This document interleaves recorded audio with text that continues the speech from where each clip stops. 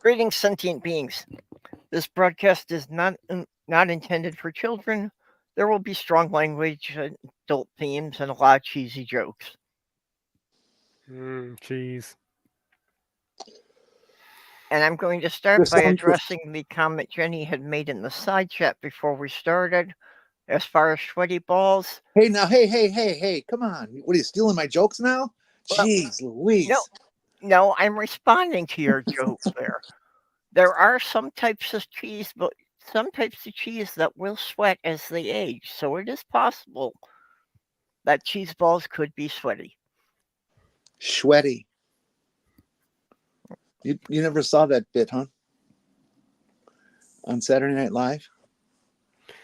I haven't watched Saturday Night Live in decades. Oh, well, it was decades old. You got to go see that Alex Baldwin sweaty balls, and you will just die from laughter. Okay. I didn't know that came from Saturday Night Live. I thought that was also from South Park somewhere. Well, unfortunately, I do not have cheese balls to consume. Yep. And interesting enough, it seems the National Day calendar doesn't have any information on the history of this holiday. Yeah, there's a fair number of them that they don't really know where they started. But I saw Pragmatic Crystal and Autistic Page and Demonorg. And now we've got Captive Desk. Captive Desk says all I hear is echo. Echo. Well, I had been echoing there for a bit because I had to wait for the YouTube to start talking before I could mute it. So I don't know if you're still hearing an echo or did that fix it?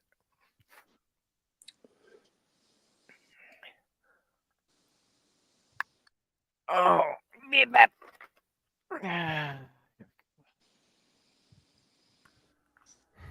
I didn't hear an echo in the playback.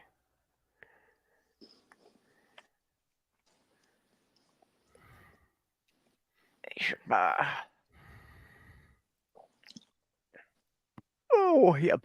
Anyway. I used to get cheese balls a lot, but I can't do the nuts anymore, so I just get the spread cheese in the cup. That's good. I like to get the port wine. Yeah, that's my favorite one. Wouldn't you prefer to lick my sweaty balls? No, I would not.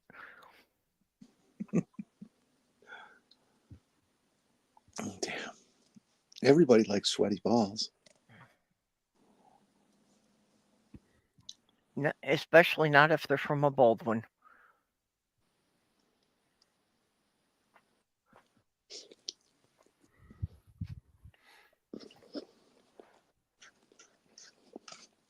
Be nice. Okay. Movie crew. Yeah, Dave said he found the echo on his end. Yeah, Paige, I sent you the link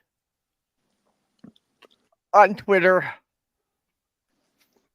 Although aren't you in the group there? So you should get the link through the group too. But yeah, you should be able to get it through there.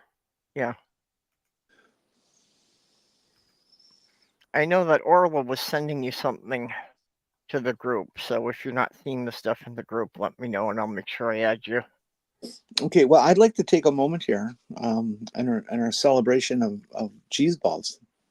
Okay. Which are really, cheese balls are a really wonderful snack. They're good for a big party. You get a little bigger ball. You can have private little small cheese balls. You can get a little like a melon scooper size or something like that. Pair of them. It's something that we should love and honor, and so it also should be noted that today is National Haiku Day. And so what I would like the people in the chat to do is to compose a haiku about cheese balls or cheese. Keep it in the family. And we can read them back later. Yes, it is also National Haiku Day. So anybody who is inclined to poetry, Let's see haikus about cheese balls. Now, haiku is one of those syllabic kind of count your syllables type of things. Was it 575? 3 lines. Yeah, I know it was 17 syllables, so 575 sounds right. Yeah. Well, So Hola. get busy, you guys. Let's hear those haikus. I know a lot of you are very, very creative, bright people. So there's no reason you can't put something together. I can't even manage a loku. See, haiku, Japanese poetry form that consists of 3 lines with 5 syllables in the first line, 7 in the second, and 5 in the third. Excuse me, Purple, do you mind if I rebroadcast to TikTok? Sure, go ahead. I'm not on Okay. TikTok, so Okay. it doesn't matter to me. I'll just have to be I'll just have to watch it. Depending on subject matter, I might have to mute it for a little bit. You're gonna have a big problem with wording because we don't Oh, play I know. TikTok games. We don't hang Yeah. back here. Yeah, I know that TikTok is more sensitive about swear words. Well, and that's the thing. I'm trying to get an interview with whoever right now, and the thing is if I get an interview from somebody from TikTok, I'm going to have to jump off of TikTok and go to YouTube, because if they say a bad word, you can get taken off of TikTok completely. Yes. Okay. If you use like C words or Yes. things that are controversial. I that's why I think you should strongly consider whether or not you're going to put this show on TikTok. Yeah, I actually, now that I'm thinking about it, I probably better not. God fucking damn it. Yeah, really. Yeah, not if you could actually lose your account there for it. No. Yeah. Yeah, I probably. But anyway, so what's happening, peoples? Well, I'm enjoying my cup of noodles. Well, it's National Cheeseball Day and it's National Haiku Day, so Jenny is challenging the people in the side chat to make a haiku about cheese balls. Yeah, I was just working on my Ooh, GMO Nerdy's got one. Nerdy's got one. I was just working on my Golden- GMO script, and well, go ahead. Okay. Nerdy's got one. Golden orbs beckon, creamy center. Oh, I blew that one. Golden orbs beckon, creamy center, crunchy shell savored in. Ooh, this is tough. One bite. No, what's it? Oh, that's right. You can't do. I forgot where. You can't do anything proper with grammar on this damn thing. 1, 2, 3, 4, 5. No, that doesn't work. Golden orbs beckon. I have a problem. I need some help. I need brainstorming. You guys know I've done the 110 hours now talking against Autism Speaks. Now I'm on my 2.5 hours. I'm doing a different campaign. I'm trying to get someone to. I couldn't get Autism Speaks to interview. They refuse to respond, and it's very obvious they know. So what I'm doing is I'm asking anyone who wants to speak on behalf of Autism Speaks to do it on my live. And I've been staying live, and I'm going to keep staying live until I get somebody to do it. And the reason is because I know I come off passionate in my monologues. And by golly, why the hell is I mean, really, this is how I am. I'm like, okay, Angela Geiger, who is the ex-CEO of Autism Speaks, is getting over $250,000 a year for the last 2 years, and she does not work there. Now, I do not work for Autism Speaks. I want to be paid $250,000 a year for not working for Autism Speaks, just like the ex-CEO. Anyway, when I make statements like that, I come across very aggressive and so forth, and I think that when they see that, they're probably terrified that I'm going to attack them, but I don't do that in interviews. I was a peace officer for 15 years and maximum security prison for 10 years. So I know how to talk to people and de-escalate, even if they want to kill me, literally. And so I want to get some interviews in with some people that have differing opinions than myself, so that way I can show people that I can be civil yet address issues. And so I put out this thing now on everything that I'm looking for anyone to talk with me and staying live until they do. And I cannot get anyone to come on live with me. Anyone. And I've had so many people on TikTok come into my comments, oh, well, this, that, and the other, or whatever, and they don't want to talk to me. Yeah, probably people who have no real experience with the agency. No, people have told me that they actually got stuff directly from Autism Speaks. I'm like, okay, fine. This is what I want to do. I want to talk to those people who Autism Speaks has directly helped. Out of that $400,000, out of the $39 million, how were they helped directly? And I want a little bit of proof, like pictures or a receipt or a check or something where they helped somebody pay for a down payment for an apartment or whatever they do. Because I believe the autistic people, don't get me wrong. Autism Speaks has helped some people specifically, and they have to so they can say they did that. So I want to talk to these people and see exactly how it was done. And so it's going to be an interview, not a hate thing. You see what I'm saying? Okay, Captive Desk has another one for Jenny.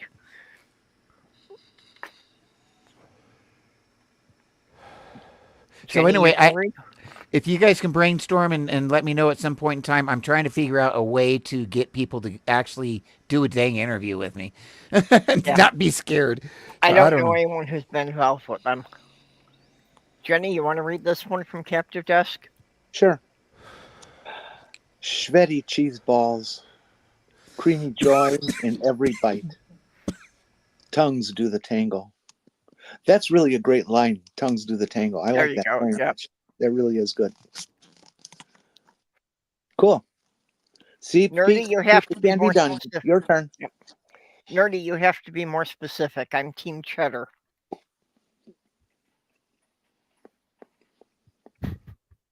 Nerdy's a rodent. I don't think he cares about which kind of cheese, just cheese. Yeah, but sharp cheddar is best.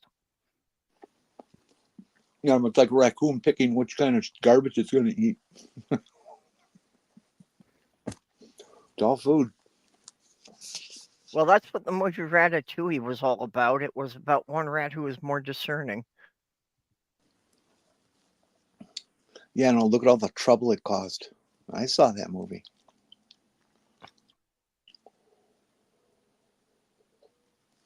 Paige, you've got yourself muted. We can't hear you. Wait, nope. Does Spooky Bed Hair not have the coolest moniker there is? Yep. Like out of all the monikers I've seen over the years, I think Spooky Bed Hair is one of the best. No, you're missing a syllable in the first line there. Shweddy cheese balls. That's 4. Oh. I'm telling you, port wine's the only way to go. We're talking cheese balls here. Yep. In fact, I have an open one in the refrigerator right now, and I can prove it because I've been the refrigerator is a little bit further away. Crackers do not prove cheese. Cheese crackers do. Yeah, I've got an open port wine, and I also have a container that was a chunk of 4-year-old cheddar that I cut up the other day for snacking. I've had Romano for like 15, 20 years. It's in a block, and I keep it in a Tupperware container in the refrigerator, but you can just set that block out on the counter, and it'll last for years and years and years. With like Romano. Yeah, well, the harder the cheese, basically, the longer it'll last because the mold needs moisture to grow. I did not know that. That was so autistic of you. Yep. Like random facts. Yeah, well, I've been just known for being a trivia encyclopedia without having anything useful to say. Is that why my cottage cheese like turns green in a week? Like what?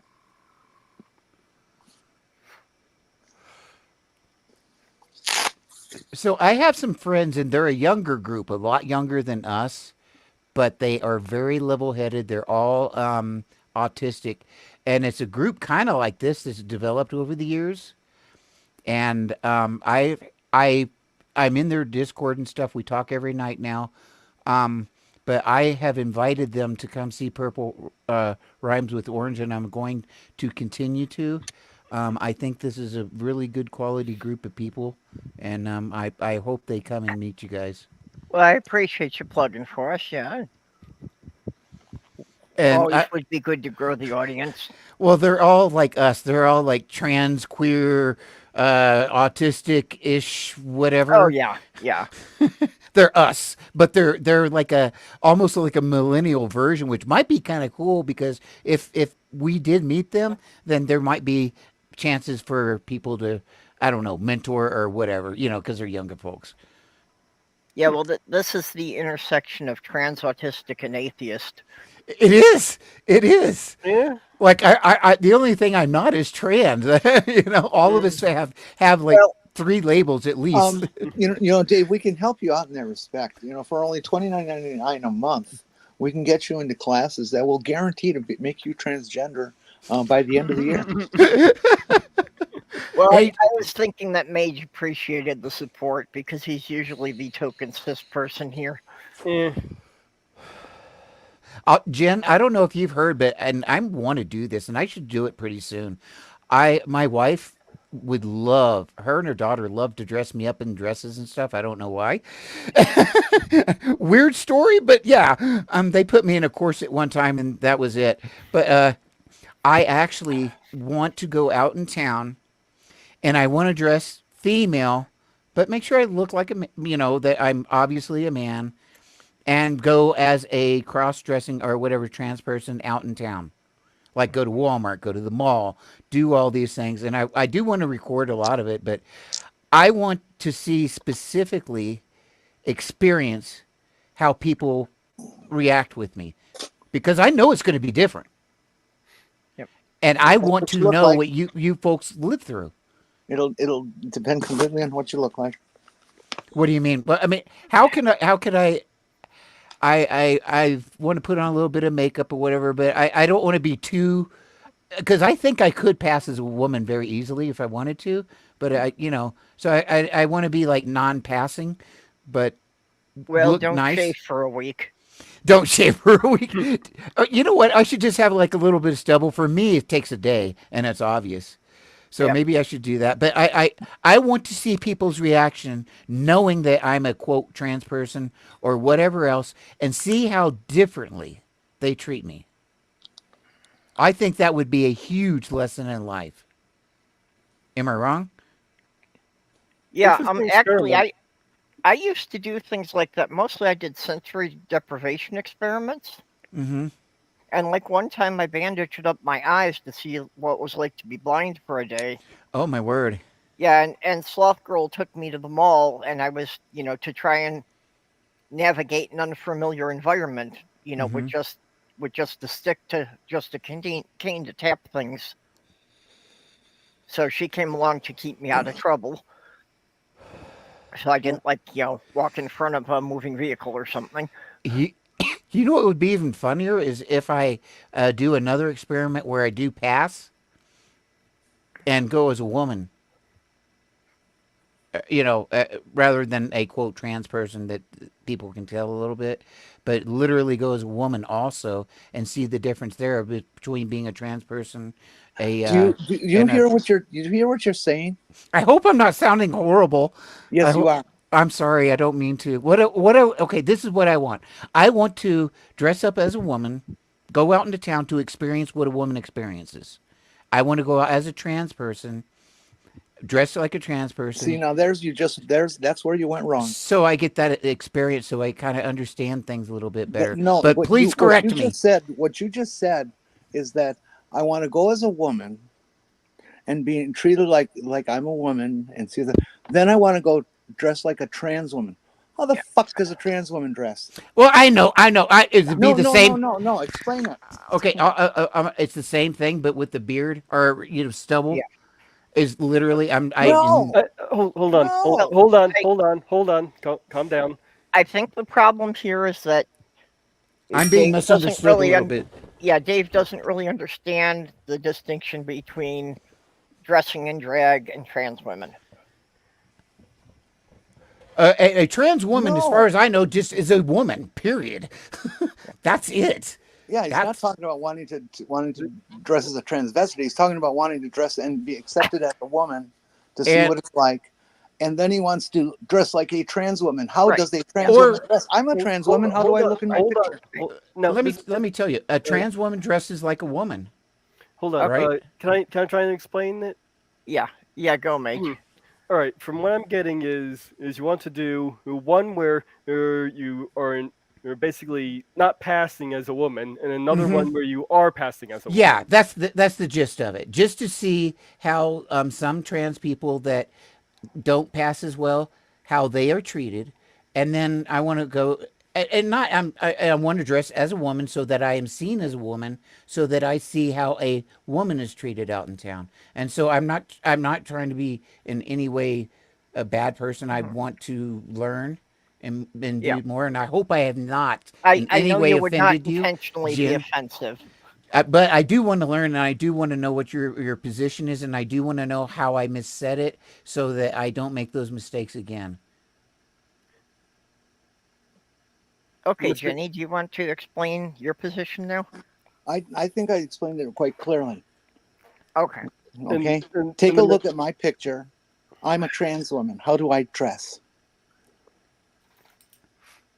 I haven't seen it, but like a woman. Is that correct? You're like a person. Yeah, you know why? Because I am a woman, honey bunny. Yeah, absolutely, absolutely. And I didn't mean to sound callous or like you weren't, or in any way, shape, or form. Because I've always I know that. I know that you're not intending this to be this way. And I understand completely that you want to pass in one instance and not pass in the other. But I'm spanking you big time because of your language and sentence structure, indicating that a trans woman dressed in a certain way and different from a woman.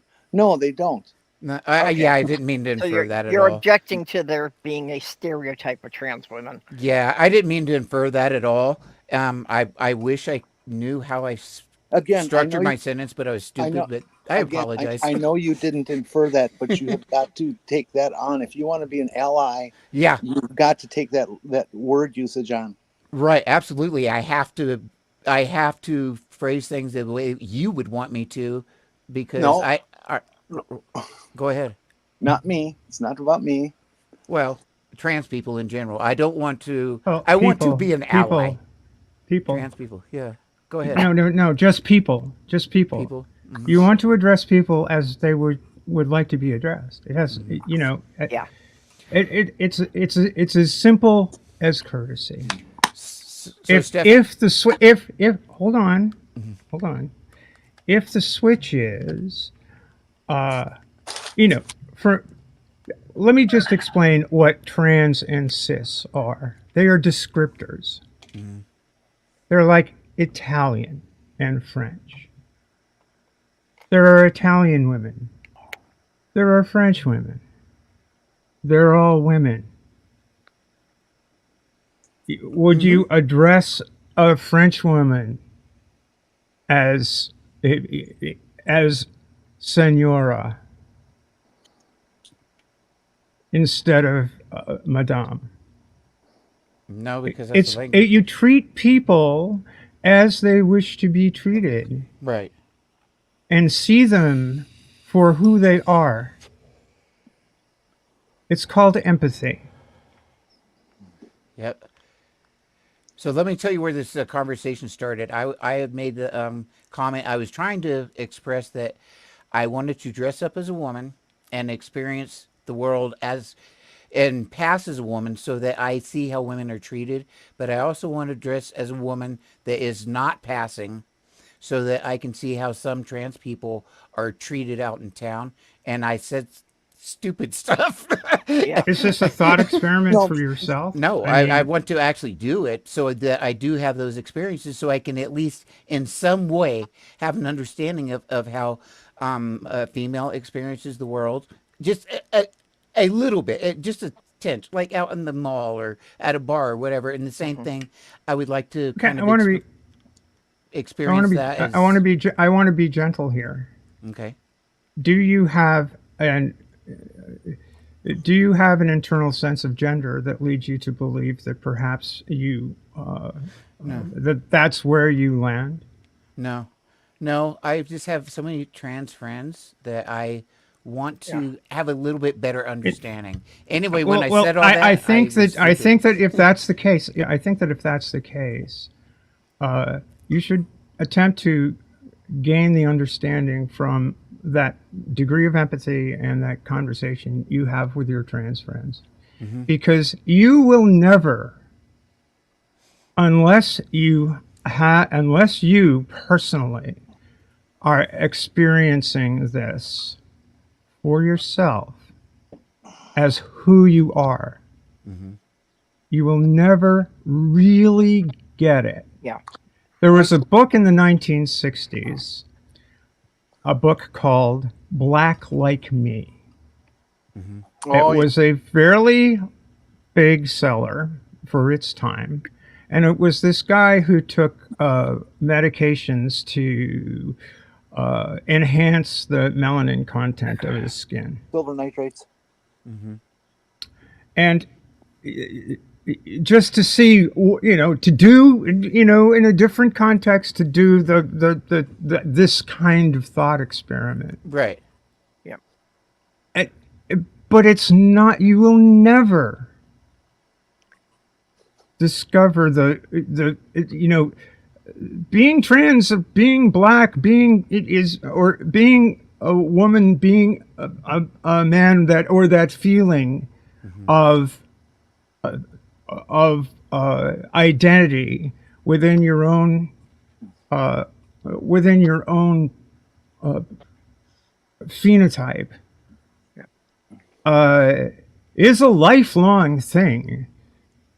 So, LARPing as a trans woman is gonna make people uncomfortable, both cisgender people and transgender people. And I think that what you really need to do is listen. Steph, let me in here. Dave, the difference is that at the end of the day, you get to drive your car home and close the door. Oh yeah. Oh, I absolutely. And we don't get to do that. We are stuck where we are for the rest of our lives. I completely understand. I'm autistic in that sense. I'm not going to change. I understand that. I know it wouldn't even be a snapshot, but I would when I used to walk around with my mother. She was very extremely obviously autistic. And we got stares, and I got stares of pity. And these people just, and so having had that experience, I wonder what it is like to be a black person sometimes. And I'm not saying that I would ever, if I could be a black person for a day, it would be a snapshot, and I would not have any idea what it was like being a black person. I would just know what it was like to interact one day, and that would be it. But in no way would I have any idea what it's truly like to be a trans person. I can see it would be an interesting experience for you, as just a social experiment. And obviously you're not going to get the full experience, but just to see how other people react. And I'd only want to do it with a trans person. It is true that for $29.95 a month, we can set you up with a series of lessons that will guarantee that by the end of the year you will be a trans person. You know what? I love you guys because I said something stupid, and you just called it out, and we're moving along. I that's why I love you folks. That's why I cherish you people. Yeah, Jenny's got her little hammer out for cracking eggs now. Little beaks. You need little beaks. Tap, tap. No, I want 100 people at $29.95 a month. Yeah, that sounds good too. I like I'm still going with my plan to just get one just get one subscriber on Patreon subscribing for $1,000 a month. We'll give cash discounts. Say the secret word, win $100. Ask Trump. He says he's got lots of money, right? He says he has lots of money, but simultaneously the Republican Party says that they're too broke to run his campaign. I just absolutely love what they're so entertaining right now.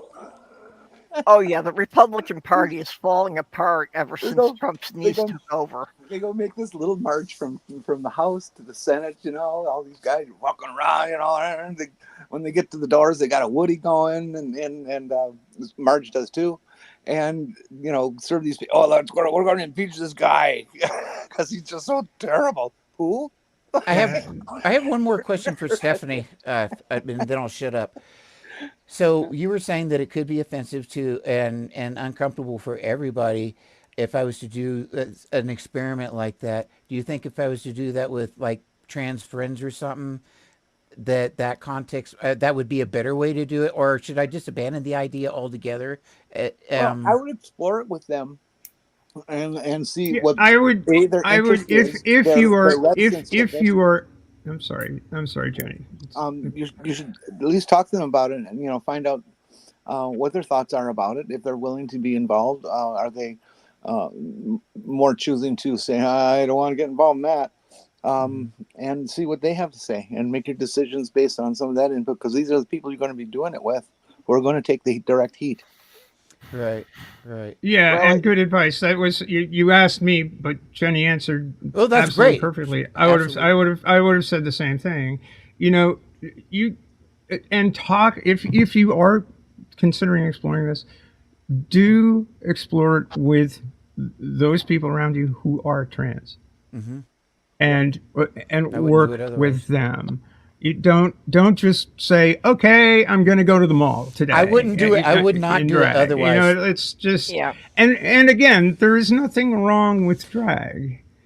Well, and the thing is if I But it's I not didn't have it's those- not the same. Drag and being trans, and Jenny put it very, very well.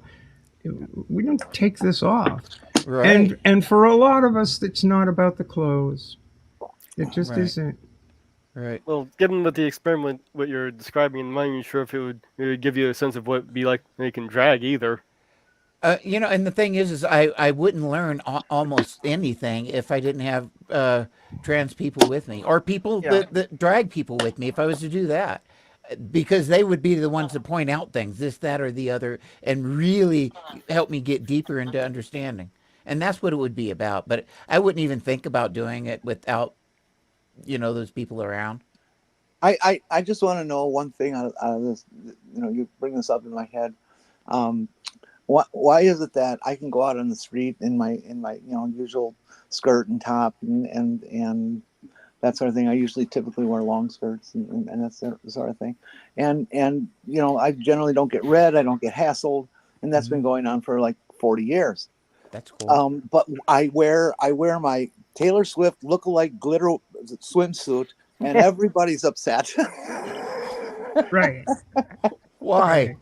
A glitter swimsuit? Why? There's a difference. I think it's like a question of finding style. It's one of those really odd things about the entire experience. It's like it takes a while to fall into your style, and then you find it, and it's great. And if you want to jump out of it, well, you're pushing the envelope there, and people can see it when you're pushing the envelope. Yeah. And Well- it's really an extraordinarily ordinary experience that everybody goes through at some point in their lives. I mean, you go through it as you're growing up, as you're going through stages of negotiating the way that to move in the world, to dance in the world. And when you start, you get those social cues from other people, and you make the balance between what is comfortable for you and what is comfortable for other people. I mean, when I go sailing, I just wear sailing gear, and a dry suit or foul weather gear is not necessarily signifying anything. It's just signifying I don't want to get wet. Well, Dave, I just But I'm wanna say that- still a woman in those clothes. I'm still perceived as who I am as a member of that crew. Steph, I got a question for you. Do you have one of those anchor like tattoos like Popeye? On your arm? I have no tats. I don't have any tats. I don't have any tattoos. Okay. So, I was or I just should laughing. say tattoos. Stephanie, I'm sorry. I was completely laughing at you because I was thinking of you, Stephanie, and just everybody. The people in this group are so wise and so caring, and will stop and sit down and explain things to you. It's just so cool. That's why I love you guys. I will eat your face. Oh. Who's eating whose face? What are you talking about, Jenny? What the hell? Just talking. Well, All right. That's fair. Stephanie, when you die, do you want to be buried at sea, or would they just have to keep you at bay? That was good. That was good. Oh man. Yeah, but Dave, seriously, if we lived closer, I would love for, like you say, your wife and daughter dress you up and do your makeup, and I would love to take you around and take you out for dinner like that. And it would be great having the conversations, and because you would notice things, and then I would kind of experience them or whatever. Well, And that'd also, I think we would do so well together because my dress style, I thoroughly embrace the old hippie. Dave, all right, we're good. I've got a lot of tie dye. I've got a lot of tie dye and denim. That's most of my wardrobe. I love this, like sundresses and stuff. I guarantee you, what the hell's wrong with men wearing dresses? I think that's the biggest crock of bull crap. Like the sundresses, that like one piece of material that's not going to have seam. Oh my God. I want to be a woman. Scramble legs coming. Logan, I would not go with the Helly Hansen. It's not even good for dead people. That stuff is worthless. That's just not good. I need to give you some advice, David. If you decide to do this and you don't tell us or anything, just decide to do it. Do not go in a bar. Okay. Don't go in a bar. That's okay. Number 2, fuck the pencil skirt and high heels because you may have to run. So I'm dead serious. Especially the high heels part. What am I pretty? You take some serious practice to run. Are you telling me I'm kind of pretty? Well, I'm not sure what the politics are in your state as far as that goes. If they've been trying to pass bathroom bills and that sort of thing, Mayor.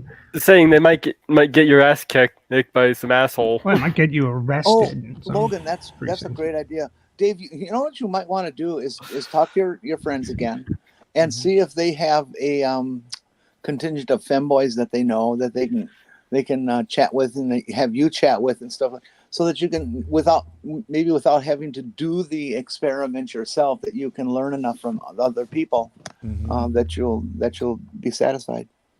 Yeah, actually, I defamed Helly Hansen, and I really shouldn't do that. They've gotten a lot better, but they used to be about the most on water resistant foul weather gear ever, and this stuff's terrible. I didn't recognize the brand, so I didn't know what Helly Hansen was about. Yeah. Actually, one of my friends is the president. I want to be very naked, but more important, I want to be at the funeral naked. And technically, I'm Scotch, but I don't want to wear a kilt. They look uncomfortable. No, if I'm going to wear a dress, I'm going to wear a dang dress. I'm going to be comfortable. Those kilts do look kind of uncomfortable. It's actually something long before I transitioned, I was wondering about that.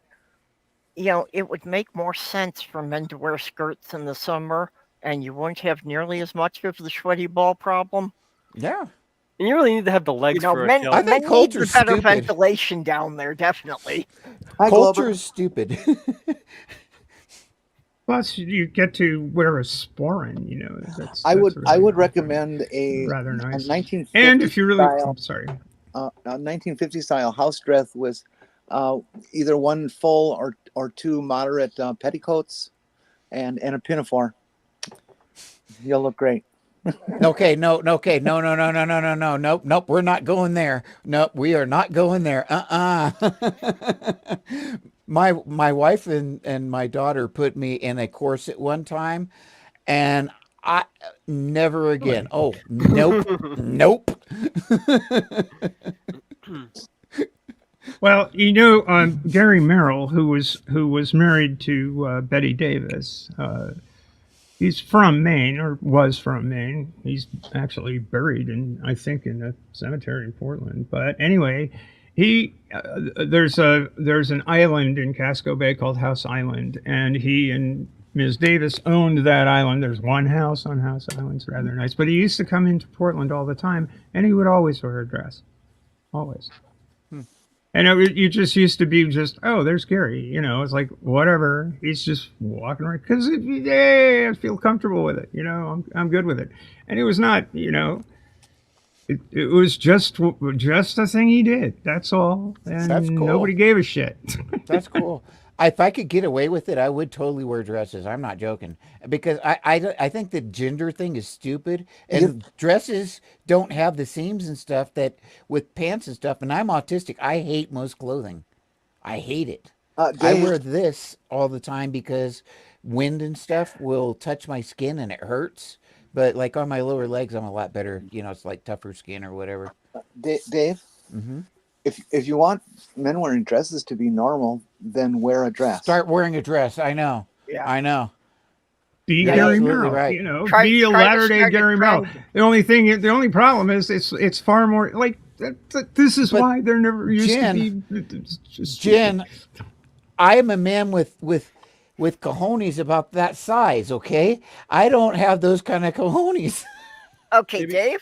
Maybe bring back the tunic. Everybody Dave, is really get a really codpiece. tiny in these pictures. Dave, you want to start a trend? You know I- what? You're right. I wish it was a trend. You want to start a trend? You said you've got a big following on TikTok. No, I said they're peanut size. They're like peanuts.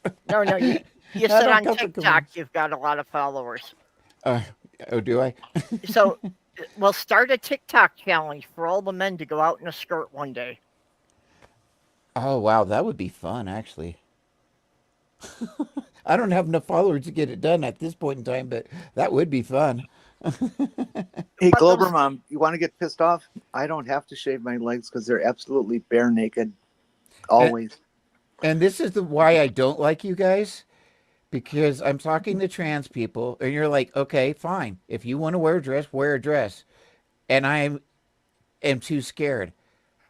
I don't have the cojones like Well, my it friends makes perfect do. sense to be scared. This is America in 2024. There's people who want to kill you if you do Yeah, that. but I feel like an asshole.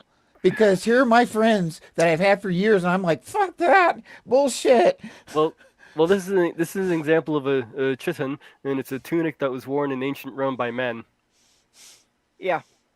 You know That's what I'm kinda saying? cute. How that's like so hypocritical on my part, but because I'm afraid that people I might get hurt. See now, where I Dave, live. if you take something like that and you wear the two petticoats, you'll get a little puffing out of the skirt, and it'll give you that illusion of bigger hips. So the ratio to waist to hips will be much better for you, especially if you're wearing the corset. Jesus was a Capricorn. Because he even ate if I her- was to do that experiment, there are certain places that I definitely would not go. I hope so. Be know. wise. Be alive. Yeah, I mean Yeah, well- Walmart, sure, whatever, but there's other places that no, there's certain bars you definitely wouldn't want to go into probably. Okay, see, this would be another thing for deliberately being non-passable, is don't shave your legs and wear a skirt. Not a real short skirt. Wear like a kneeling skirt, but don't shave your legs. I don't know if I have. I'm Scandinavian mostly, and no, Okay, I well don't- then what you can do is you can buy these pantyhose that look like hairy legs Okay. that women buy to make them look unappealing to the bad guy.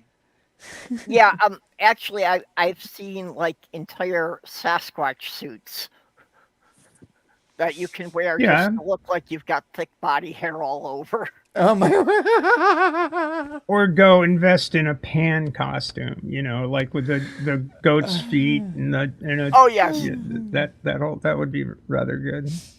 Well, that'd be a hit at the Republican National Convention, wouldn't it? I think so. I think it would. I think it would be very good. Yeah. All hail Bigfoot. There we go. That's now we have the blessing of captive desk Dave. All hail Bigfoot. Absolutely.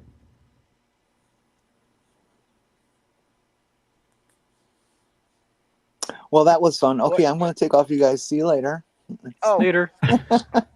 What? I don't know what the Jim Bob show is, so Tux, I think you need Jim to- Bob is a pal of Andrew Wilson. Ah, Not a very nice fellow. yeah, I never had a lot of body hair to start with, and after I was on HRT for about a year and a half, it's gotten to the point that I shave my legs and I'm good for about a month. Mm-hmm. Well, I'm starting to get hair, you know, growing out of my ears. Electrolysis on those ears is not something you ever want to do. Let me tell you. No. Oh, No. I'm gonna need to do it on just one point on my ear because I literally have not a hair but a whisker that it's really stiff and I can feel every time something moves it, and it's And- annoying as hell. And then my wife will be like be pinching like out here. And I'm like, what the hell are you doing? She's like, well, you got an eyebrow here. I'm trying to get it. And she's out here like, what the? Got these long old freaking things flapping around. She's wrapping it around her finger. Logan, when they do your mustache, yes, there are hairs that go up high enough that you basically have to do some in the nose, and it is it's really exciting. The upper lip is at least for facial hair is the worst. Yeah, I thought my facial hair was getting thinner, so the other day I tried waxing my chin again. Yeah, still no results. It just irritated my skin and hurt like hell, and when I pulled the wax strips off, there was no hair in the wax. So You it's gotta get still anchored too well. You got to get long enough. Yeah, you got to get it. Yeah, wrong. well- But the only thing the only thing that really works is they've got to be killed. The hair's got to be killed at the roots. Yeah, The I had roots gone a have gotta couple of die. days without shaving, so it was, at the length the package said between, 2 and 5 centimeters at that point. Or I 2 have and a 5 theory. millimeters. Yeah. I have a theory that any of us who get electrolysis on our face, most of the times it comes out great and you don't have any issues or things. But I think for most of us, we probably still have stray hairs that show up. Oh yeah, but that's Oh, yeah, that's they're gonna miss a few. My therapist said it's don't kid yourself, kid. You're still gonna be plucking every now and again. It's just the way it goes. I did an experiment here that I'm just getting the results of. I decided I was not happy with my hormonal balance, let's say, and I changed my routine. And I won't give instructions on how or what I did publicly.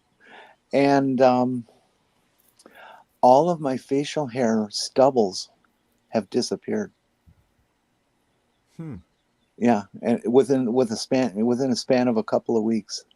Oh, That's interesting. okay, you're going to have to tell me your secret when we're offline. Well, I will. We don't have to get into it now. But I was shocked at it because I'm one of those people, just like many others, that had to at least take a look and to see if you have to pluck every day. Most days I didn't, but for many I did. Yeah. And right now I don't even have the light. I don't even have the light peach fuzz on my face anymore that everybody has. Yeah. Well, I have a problem. I've got the. because I have a Go ahead. problem My left- because I'm also, No. Nordic heritage, so I all, very, very fair skin. So it's like just shaving every day.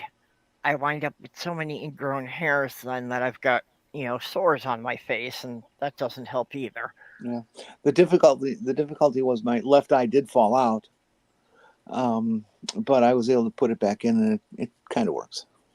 There you go. Okay, you got the wiring connected basically right? I think so. There's a big X in the middle of everything I look at, but I think that's because I followed the Elon's kit, eye replacement kit. Oh, My uncle actually did have his eyeball come out of the socket once. You. so Jenny, now you've got an eye.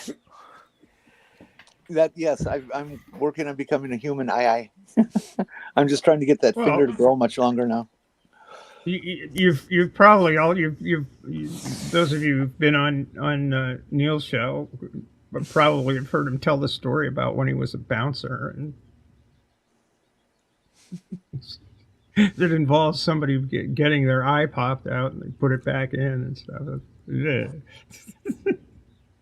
I had not heard that one, though. Means I not- have not been getting into Neil's shows for a couple of months now. The timing hasn't Well- worked for me.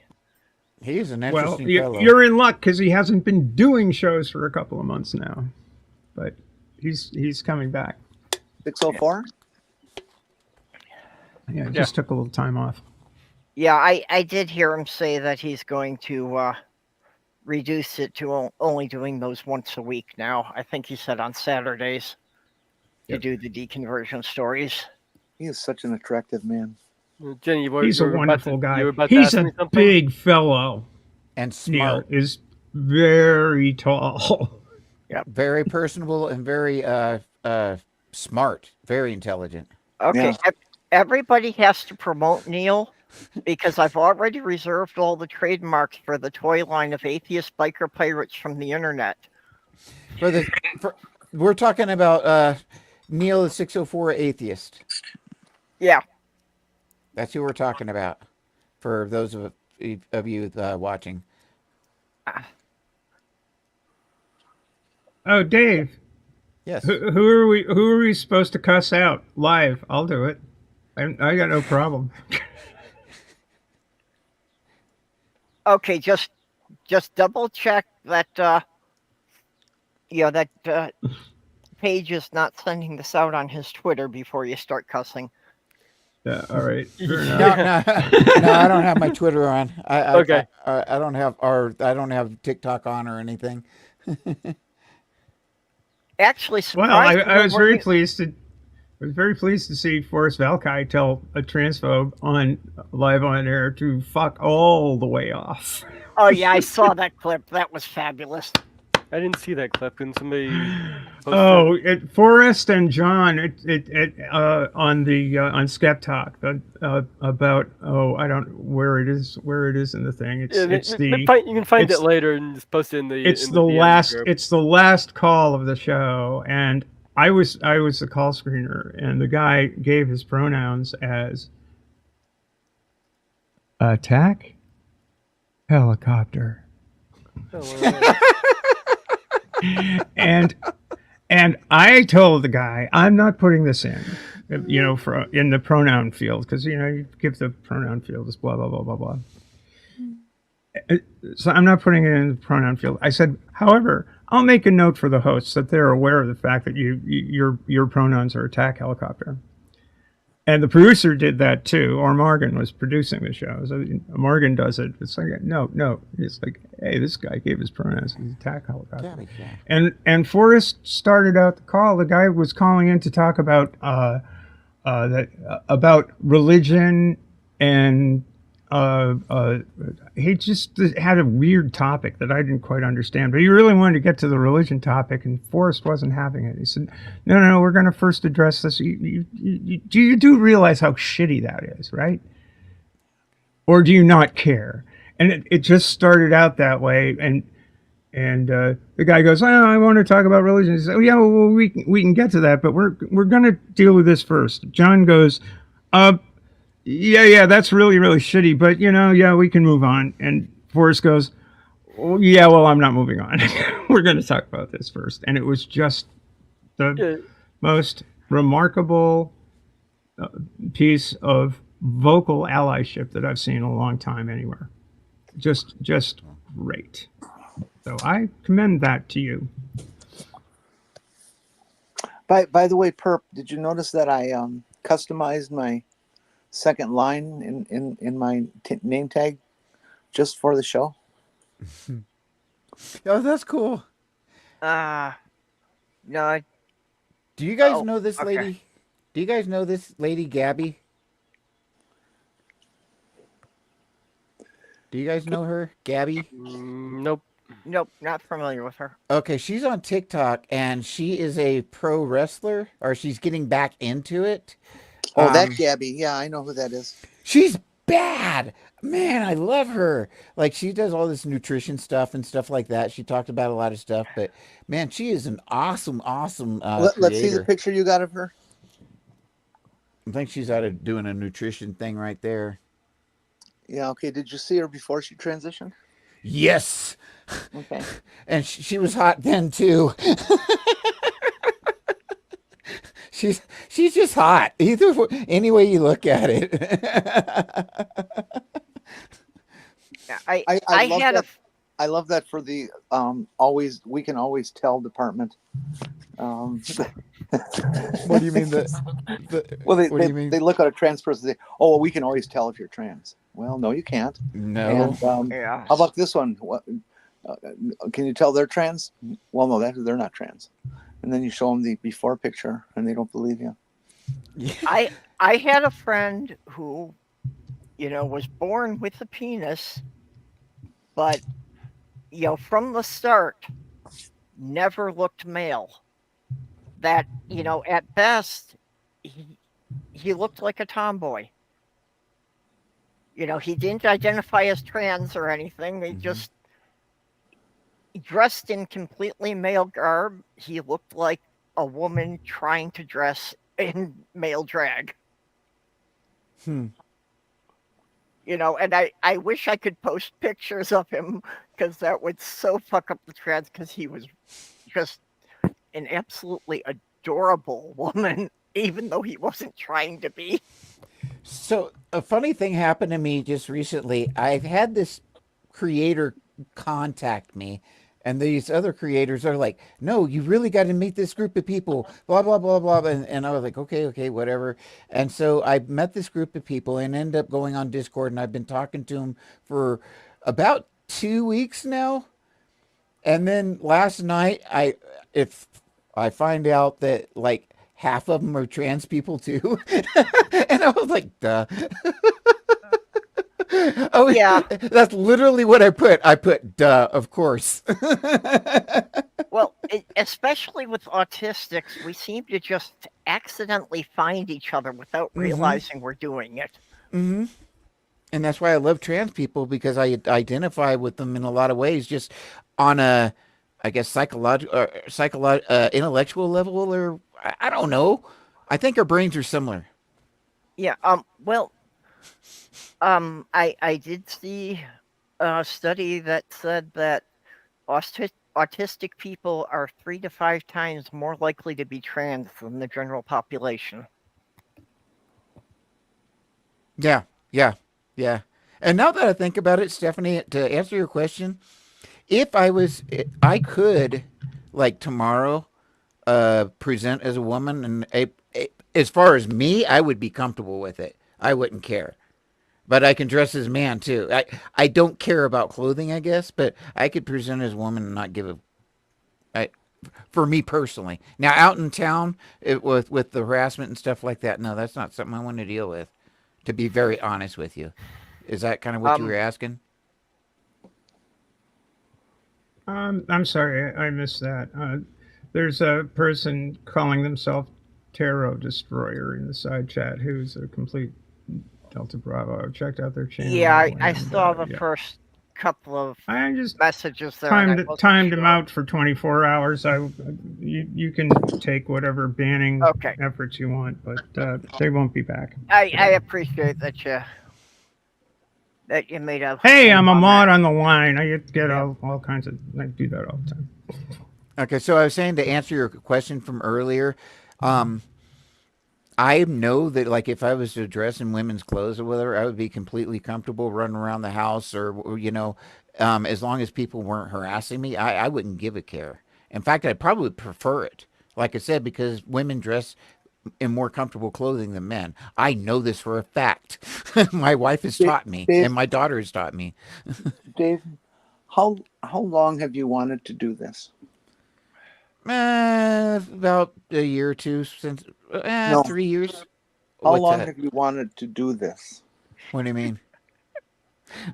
To dress Well, in women's I'm not trying to clothing be around funny. the house. Oh, no. I haven't. I'm just saying that women's clothes are way more comfortable. I know this because my wife has introduced Have me you into. ever worn a bra? It's not. No. Disagree. It's hard to- No. Okay, you're right there.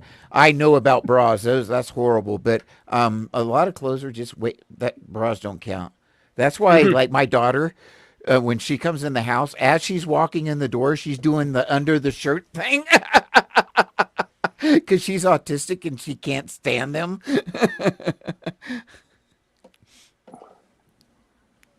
Okay, Logan's got a question here. Would it be allied ship to fill in a field in with my gender, or since I don't really care what people call me, should I prefer not to say to normalize gender not being an issue? I think that's a fine idea.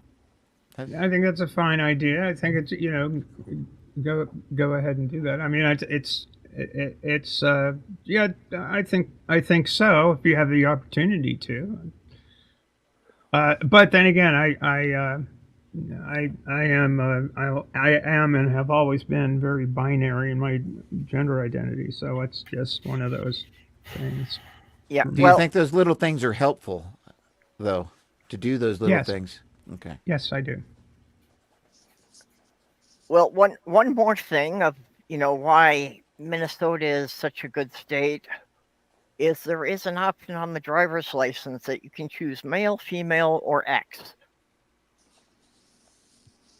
You can do that on passports now too. Yeah. Male, female, or Elon Musk's stock loser? Yeah, well, they had the Elon X Musk's there kid? before. As long as it's neither a helicopter, an attack helicopter, or one of those stupid trucks. God, are those ugly? I'm wondering how much Elon is going to pay for whoever has the website x.com so he can move Twitter over there. Yesterday, I saw an interview with him, and he kept calling it Twitter. He did not call it X once. He was like, well, on Twitter, and it was an interview yesterday. I was like, So even he's not calling it X. no, he's not. And this was just yesterday. Well, I'm not The too X is surprised pronounced as it is in caused- Pyongyang. Yeah. I'm not too surprised because he still won't call his daughter by her name, so. Exactly. Yeah, I'll back with Perp on that. I'll start calling it X when he starts calling his daughter his daughter. Yeah. And yes, Glober Mom, that's exactly it. The X is pronounced as it is pronounced in Pyongyang, transliteration of Chinese, which is SH. Shitter. Absolutely. Only you would know that. It works because when we can call the posts excrements. That's right. Which is very appropriate for most of the public stuff over there. Yeah. Yep. Globber Mom, my daughter, she had her last child and her breasts got very, very small.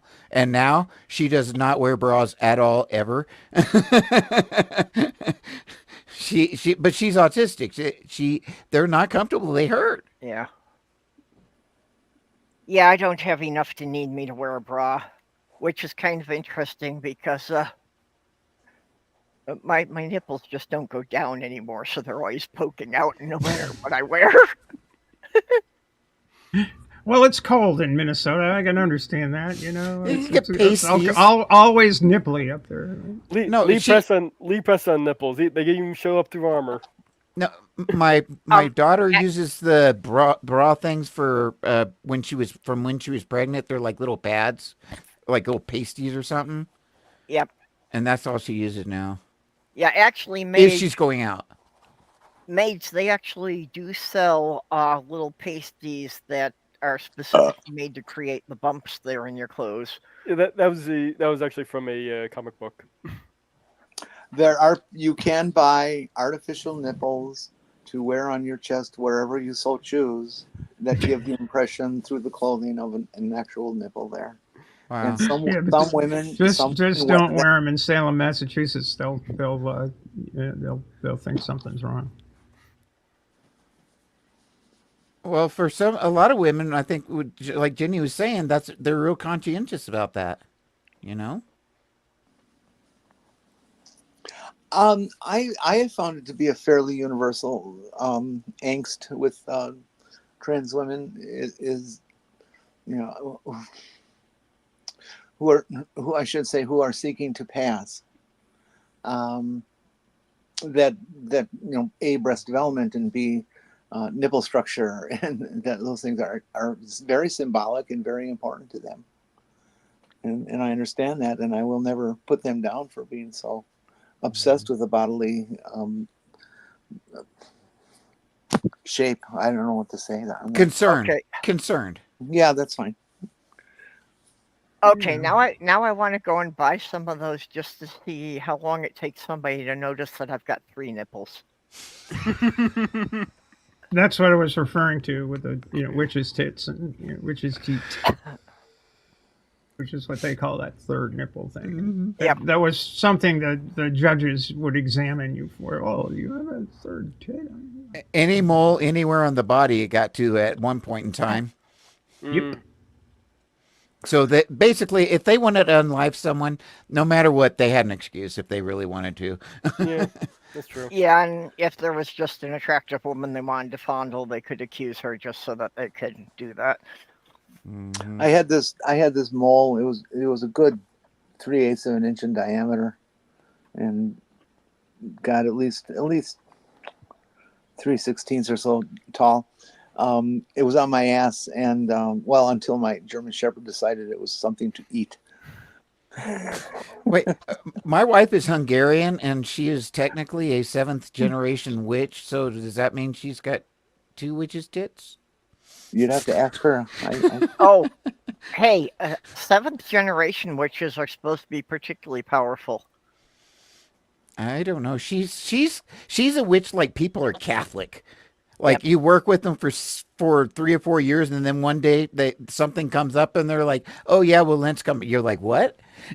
You're Catholic?" That's how she is. She doesn't isn't real active, but she has beliefs, very strong beliefs that have been passed down through her family. So, Well, she's wrong. well, but the first date I went out with her, and this was funny. The first date, like within the first 10, 15 minutes, I looked at her, I was like, I'm an atheist. Is that a problem for you? She looked at me and goes, I'm a witch. Is that a problem for you? I was like, I think we'll be good.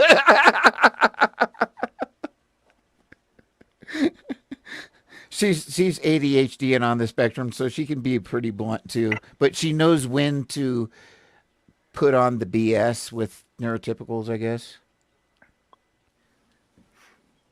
She's learned the social skills a bit better. Yeah, she's not autistic, but she's definitely ADHD. Ah, okay. And she has some autistic traits, but because she definitely does not fit the autism diagnosis, she's not autistic. You see what I'm saying? Yeah, well, there's a huge crossover between autism and ADHD. But she does not fit that criteria. Just like I tick all the time, but I don't. I definitely am not Tourette's. Yeah. because I don't fit that criteria. Again, there are, a lot of things with autism that could display similar traits to Tourette's. Mm-hmm. Hmm. So at least I can empathize with Tourette's people though, because I understand at least to an extent. Now the thing is it hasn't like screwed with my life, Mhm. and made my life hard. But at least I understand the inability to like not stop stuff. Yeah, well, with my Tourette's, one of the things is that sometimes I'll make like really loud or high pitched noises, Mm-hmm. and I don't even realize I made a noise until I hear the echo come back. Or people are looking at you like, oh. Yeah. Then you realize, and I've had that happen where I've made noises in the store or whatever, or said something, just whatever, and people look at me like, oh. And sometimes I've even looked at people and said, sorry, I'm ticking. Because now I know what's going on. So now I'll just say, yeah, I'm ticking. And you know what? People are really cool about it when you say that too. I think people know enough about Tourette's and ticking and so forth that they don't. It doesn't. It's not a big deal anymore, which is cool. Well, they do now, but growing up in the 70s when I wasn't even diagnosed, Well, yeah, but I got all sorts of shit because nobody would believe I couldn't couldn't stop it. yeah, but your Tourette's, I got away with it. I got away with it because it wasn't like Tourette's for me. Okay, it wasn't like that strong to where people noticed it. I could cover it up. Like if I did a little tick, I could start singing or something, and it would just look normal. But with Tourette's, you can't do that. Well, I mean, maybe sometimes, but that's a whole different ballgame. But I got away with it, Purple. Yeah. Well, yeah, going through school, I got sent to the principal almost every week for disrupting the class. Oh no! And you're like, but I couldn't help. Oh yeah, and they're like, Yeah. well, that's an excuse. So then after a while, you probably didn't even say that, huh? Yep, You know. and I remember when I was 8 or 9, this particular noise that I made that my sisters got on me about it constantly, and they wouldn't believe that I couldn't help it. I go na na na na na na like that a lot of times, or ma ma ma ma ma ma when I'm like really like when something stresses me and I don't know that I do it. It just happens. And then sometimes whole sentences will pop out of things that I'm not even thinking about. Well, with my ex, in the earlier times after I had first moved in with her, she knew I had the Tourette's. She didn't realize how bad it could be at sometimes. And I remember one episode that she literally grabbed both of her kids and pulled them out of the room Uh-huh. because I was what she described as a howler monkey. Oh my word. So I got to ask you something about Tourette's. Like I said, sometimes I can spit out a whole sentence of something I'm not even thinking about. Like maybe I watched a Batman movie and then 3 hours later at dinner, I'm like, there's the Batmobile. And I'm like, what the does that kind of thing happen with Tourette's? Yeah, I do that sometimes. Okay. That's a very rare thing for Especially me. like you say like that it's maybe something that I was thinking about earlier in the day that just, comes out several hours later, so it's completely out of context. Right. Okay. Okay, that's interesting. Yeah, But I just got the results back last week from my ADHD testing. And they said that I don't actually have ADHD. yes. Cool. Cool. But they did say I am almost completely lacking in executive functions. Well, that's how's this tism? Yeah. How's that tism? So it's surprising I can even organize enough to get this show together once a week. You know what, Purple? That's why I have not done anything for so long and need not even come to your show. It's because I've lacked such executive function that I've not been able to function at all. Now I'm taking medicines and I'm not working, so Yeah. literally the stress is off of me. And I think it's been about 5 6 months, whatever, since Kay died, and I think I'm beginning to maybe come back better than I was for the last 5 or 6 years. So I think I may have gone into that burnout thing, that autistic burnout for years. Mm.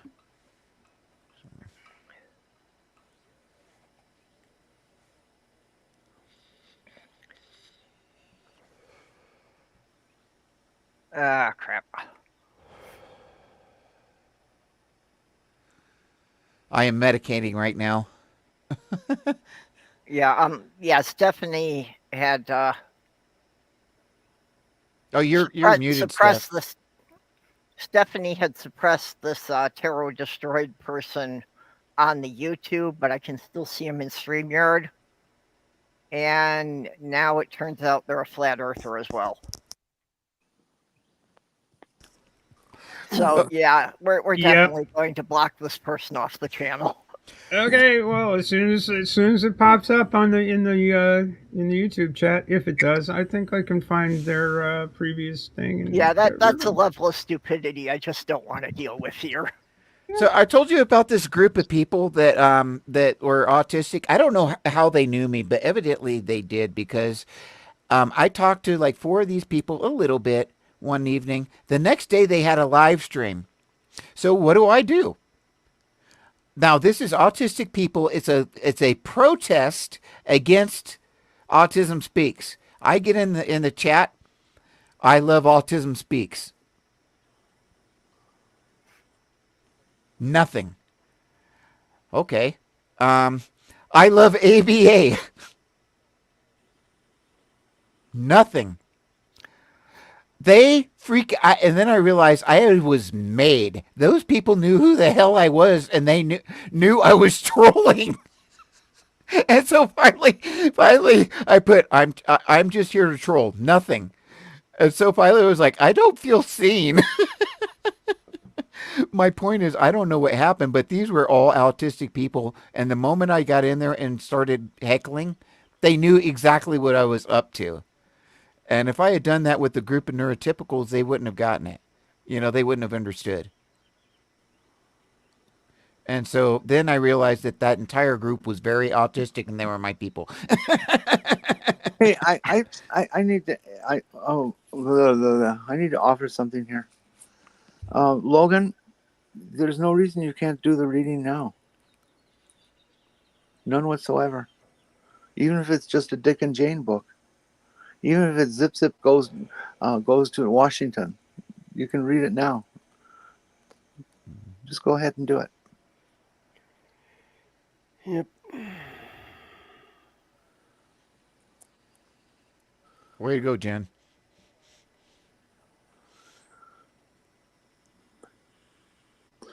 Let's see, Tarot Destroyer.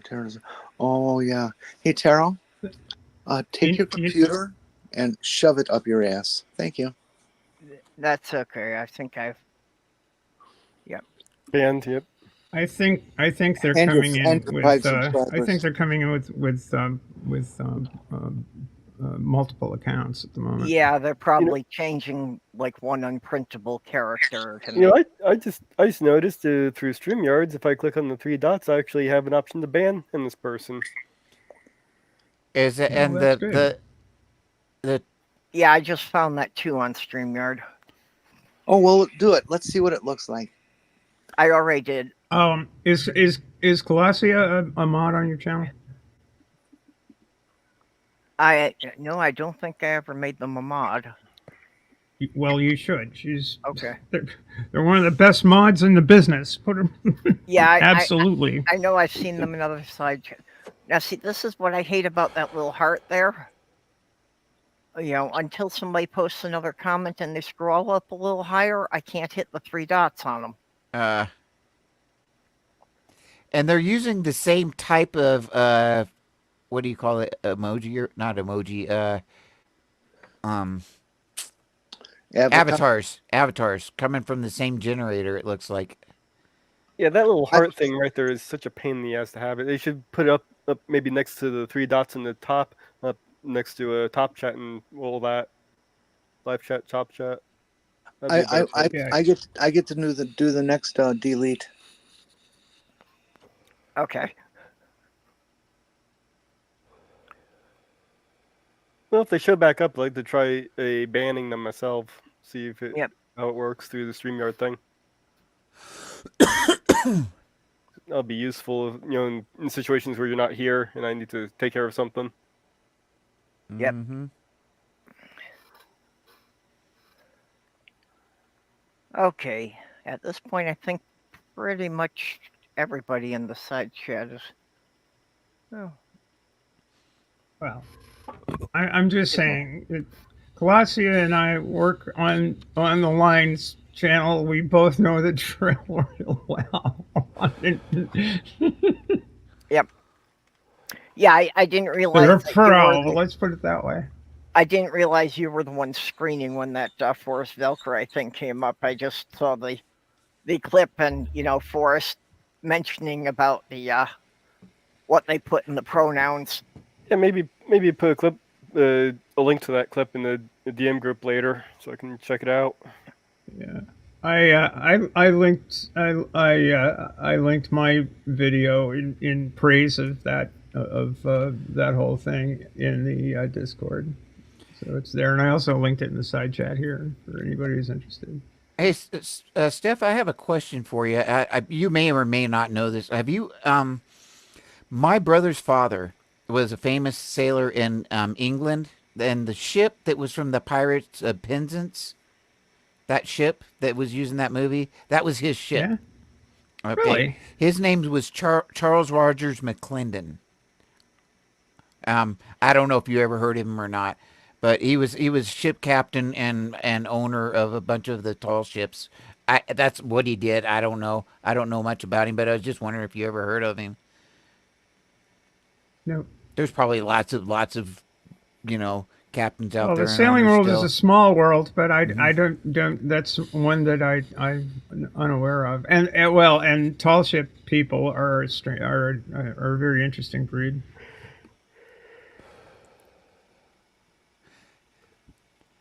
Yeah, How are they different? What are you saying?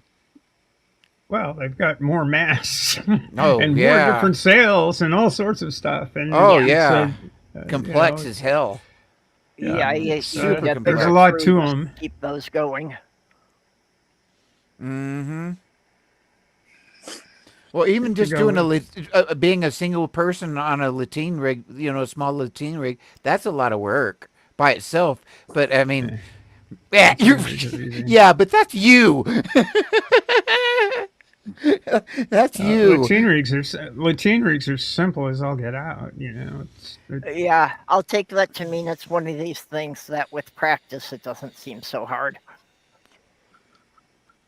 well, if you've ever seen a dhow, the pictures of particularly in like Abu Dhabi or pictures of boats on the Nile. That's a lateen rig. It's just sort of a stick with a boom, and it's a big triangular sail. Part of it goes in front of the mast, and the biggest majority of it goes in back of the mast, and they're really simple. So that's considered a lateen rig. I didn't know that. Yeah. I only knew it referred to a I think we're triangular sail. yeah. I have a suggestion. For what's going to happen here with the old with the sock accounts keep coming up, and you can decide to do this or not, but you can put the side chat on subscriber only if you want to avoid this asshole for the rest of the day. Oh, another thing It we won't should be a do is problem. chat. This would be up to you to do. Is everybody could report that person? Yeah, that's true too. And every Yeah. every one of the accounts, every time, make something up, just do it. It's fine. Yeah, We- that Colossi is actually saying would this be particular person has a appreciated. whole bag of socks. So yeah, we might be. See, the problem is that Tarot Destroyer is just not mature enough to understand or even care to understand. They're just so totally self-absorbed. No, we I'm can play a I'm game sure of it's whack, just, whack the They troll. can't do anything else. it's just completely trolling. They tried a whole bunch of different stuff before they found something that would trigger us. So is this? Do you guys suspect this is like a trans hater or This is just a what? troll. No, it's just a general troll, because like I say, when they didn't get a reaction from anything else, then they went to Flat Earth. A And then flirt? They're a They've flirt? been, they've been sus ever since the beginning, and now Yeah. that they realize it's just they're being a troll. They just want to disrupt chat. Yeah, they were wanna being disrupt sus in the chat. beginning, but we just ignored them, so then they just kept trying different things. Skitsy. Hey, it's Gits. Yeah. No, a second-rate troll. I would want to be a first-rate troll, not a second-rate troll. It's not. It's usually not too bad on a bigger channel to you just turn on subscriber only. But if you're on a smaller channel and you're trying to get subscribers, then Yeah. turning on subscriber only kind of fucks you over. You know? Yeah, I don't like turning on subscriber only because I want new people to come in. Yeah, I wouldn't Exactly. recommend it right now. And the one thing that I found out about doing live, since now I've got 110 hours of talking about Autism Speaks, is when you get people in that side chat and get to talking to them, because sometimes it's only me or two or three people, and I'm talking to the people in side chat, and it's amazing because you really get good subscribers then. Because I'd rather have like 10 good subscribers than 10,000 subscribers that don't really interact with me, Yeah, same. I've never been concerned about having a big channel. I don't think I would ever want 10,000 subscribers, just because then I wouldn't be able to interact with the side chat. Yeah. Well, But that's the best part of doing the lives that I found so far, for sure. Actually, that's how I met you, Purple. Let's see, you were in the side chat of maybe the atheist. What was his name? I can't think of his name right now. Don. In Don's side, you were on, I think, with Don. You remember Don? on AXP, Don. No. I'm trying to remember his name or what he went by. But yeah, we met in chat somewhere. I saw you in chat, and we started talking, and you were talking with a bunch of group people. It might have been with Matt and Godless Island or something. I'm not sure. But that's where we actually met, was in side chat. Yeah. Well, actually, I think that the majority of my subscribers are probably, met in Neil's side chat more than anywhere else. Mm. Yeah, because there were a lot of times on Neil's shows that we were just in the side chat having a conversation completely unrelated to what the people on the panel were talking about. Yeah. Actually, that happens in a lot of side chats. Mm-hmm.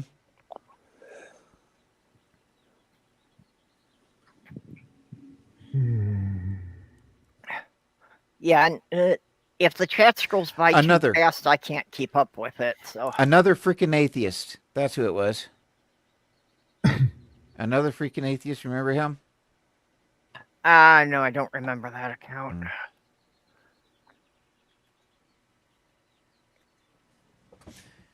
My alt is a first-rate troll.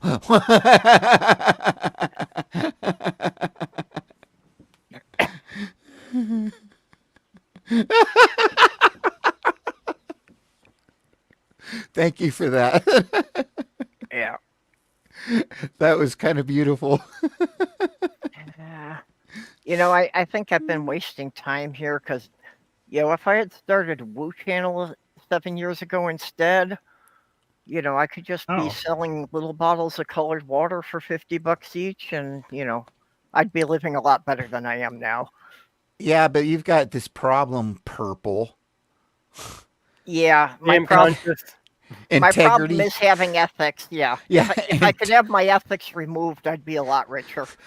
That integrity just bites you in the butt every time. I bet you don't even have a butt. Hey, I do too. Actually, just the other night, Sloth Girl and I were having a conversation that somehow got to that when I'm in my casket, that they should put me face down to display my best features.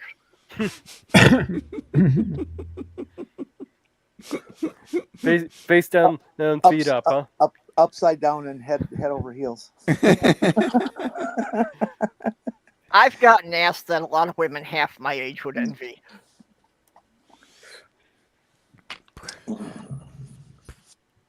Great. I can't say I haven't seen your ass. Oh, you didn't get to see me walking away anytime. Yeah, I was. That's great. Super. No, I usually if it's the first time I've seen somebody, I'm usually looking at their eyes. The rest can come later.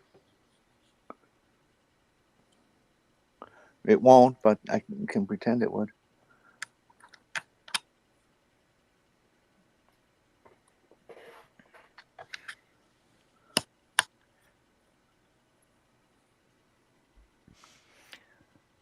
Oh.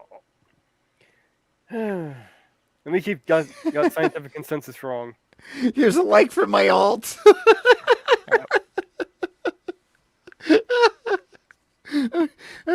Oh. Okay. I'm Yeah, but- flapping. I think Tarot Unfortunately- Destroyer is a Q idiot.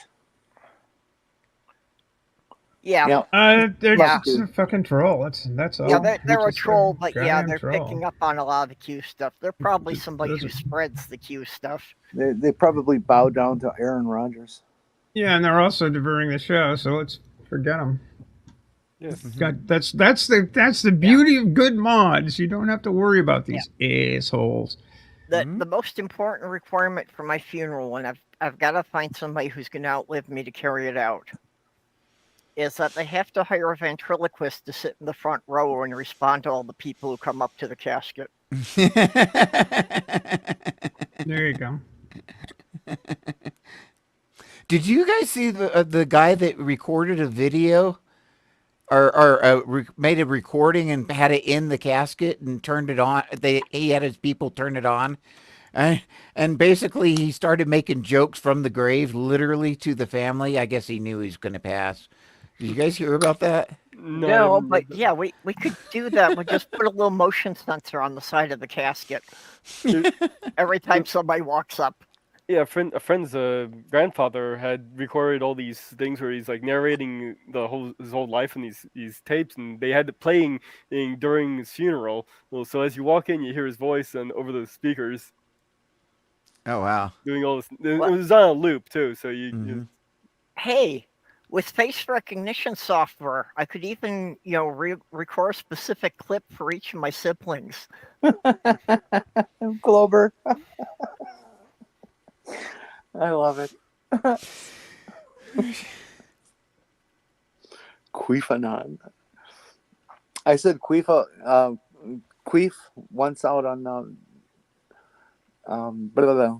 Twitter, and this group of young trans women got all just absolutely freaked out that I would say that word in public. They cursed me and called me every horrible name in the book, and of course ultimately blocked me. But Queef, come on, people. Yeah, why is that any worse than saying fart? Exactly. You can't see that there's children on here. Well, they shouldn't be.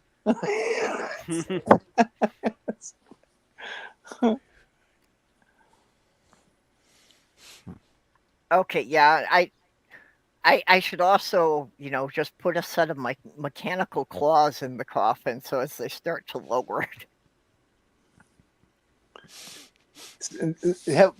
Attach a mechanical whatever to you under your clothes so that your arms come up and start, waving back and forth.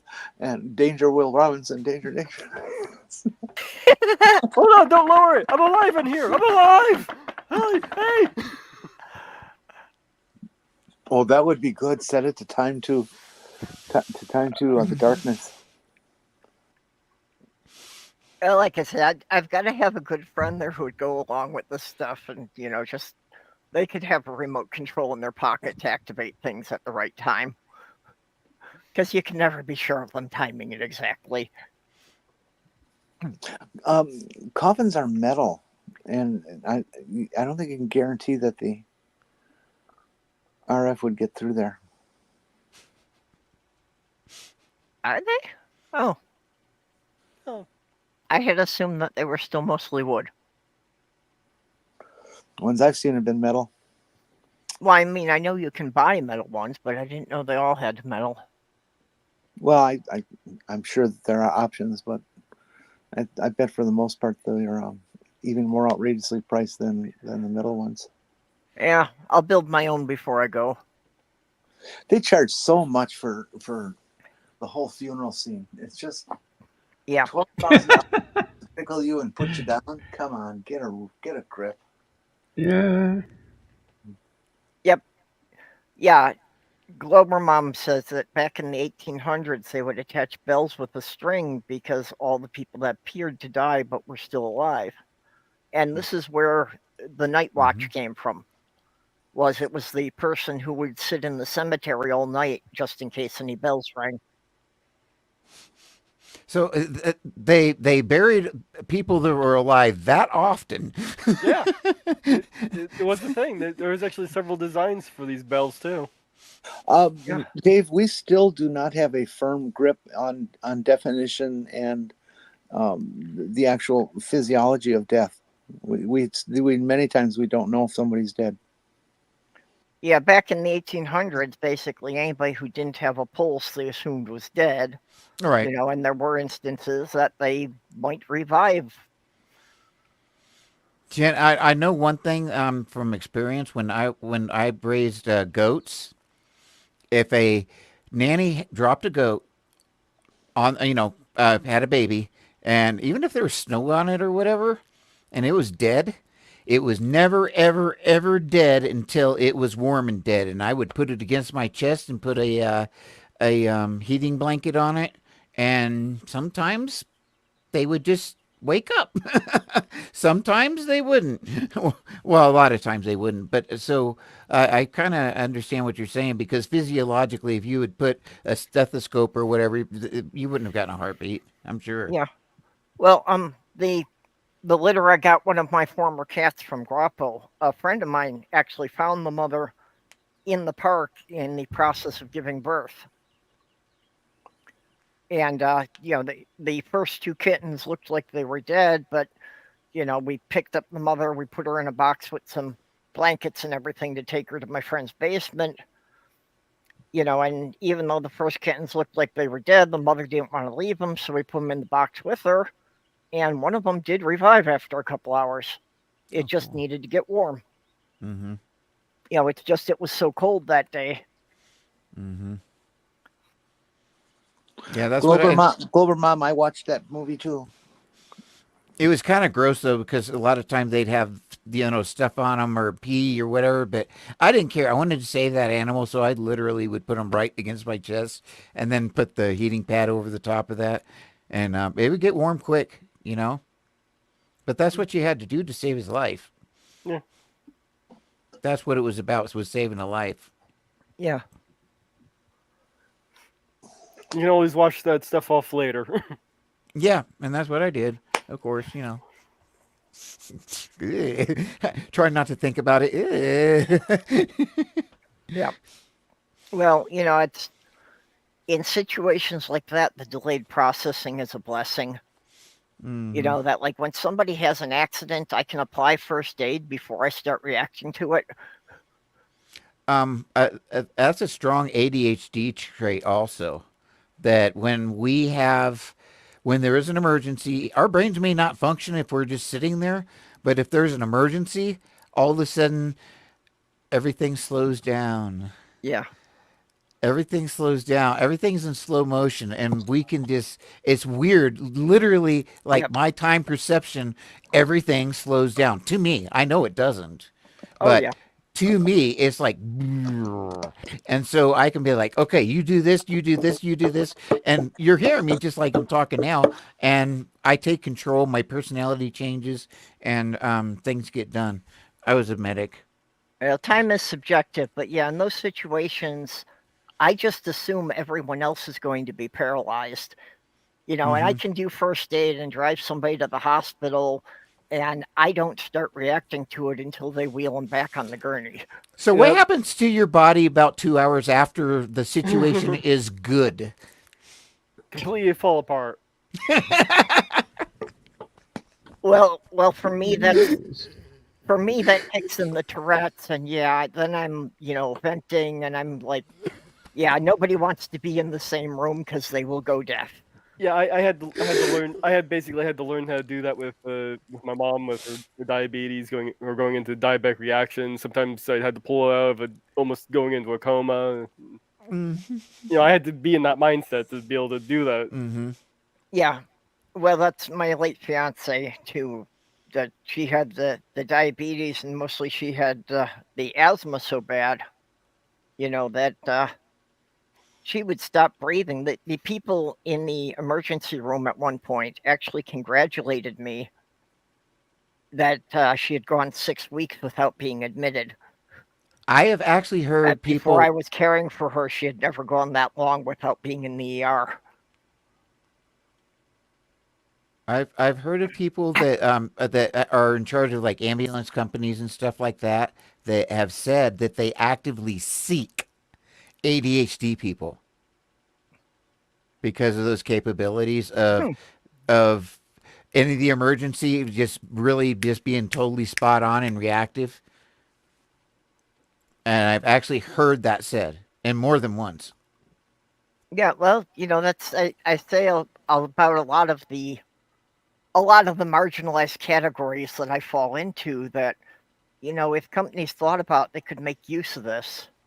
One of the things I pointed out is that, they should make sure that they've got a variety of religions and get some pagans and atheist people in there because they won't care about working on the Christian holidays. Mm-hmm.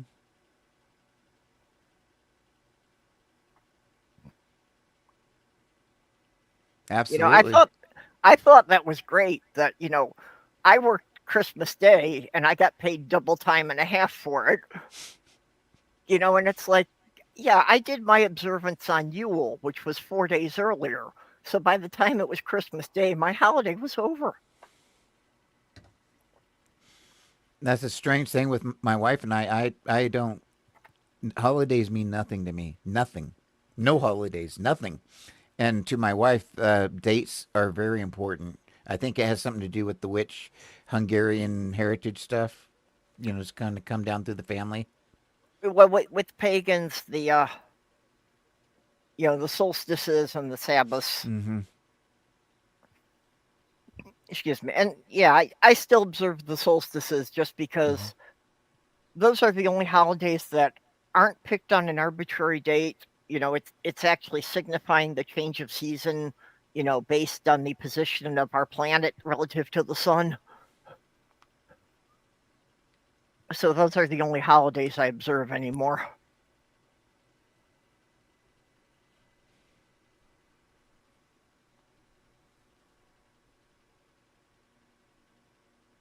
It got quiet.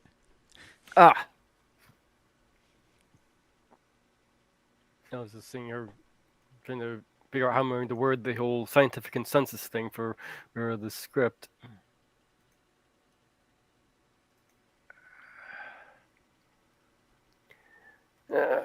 Yeah, trying to point to a consensus can get a little tricky.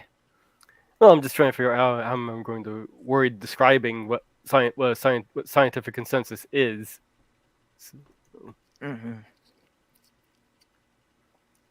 Well, reality is really just a public consensus. Because a lot of people think it, like even they said Wikipedia has it wrong, saying it could be an opinion. And no, it's not an opinion. No, it can't be. Wait, Not wait. if it's scientific.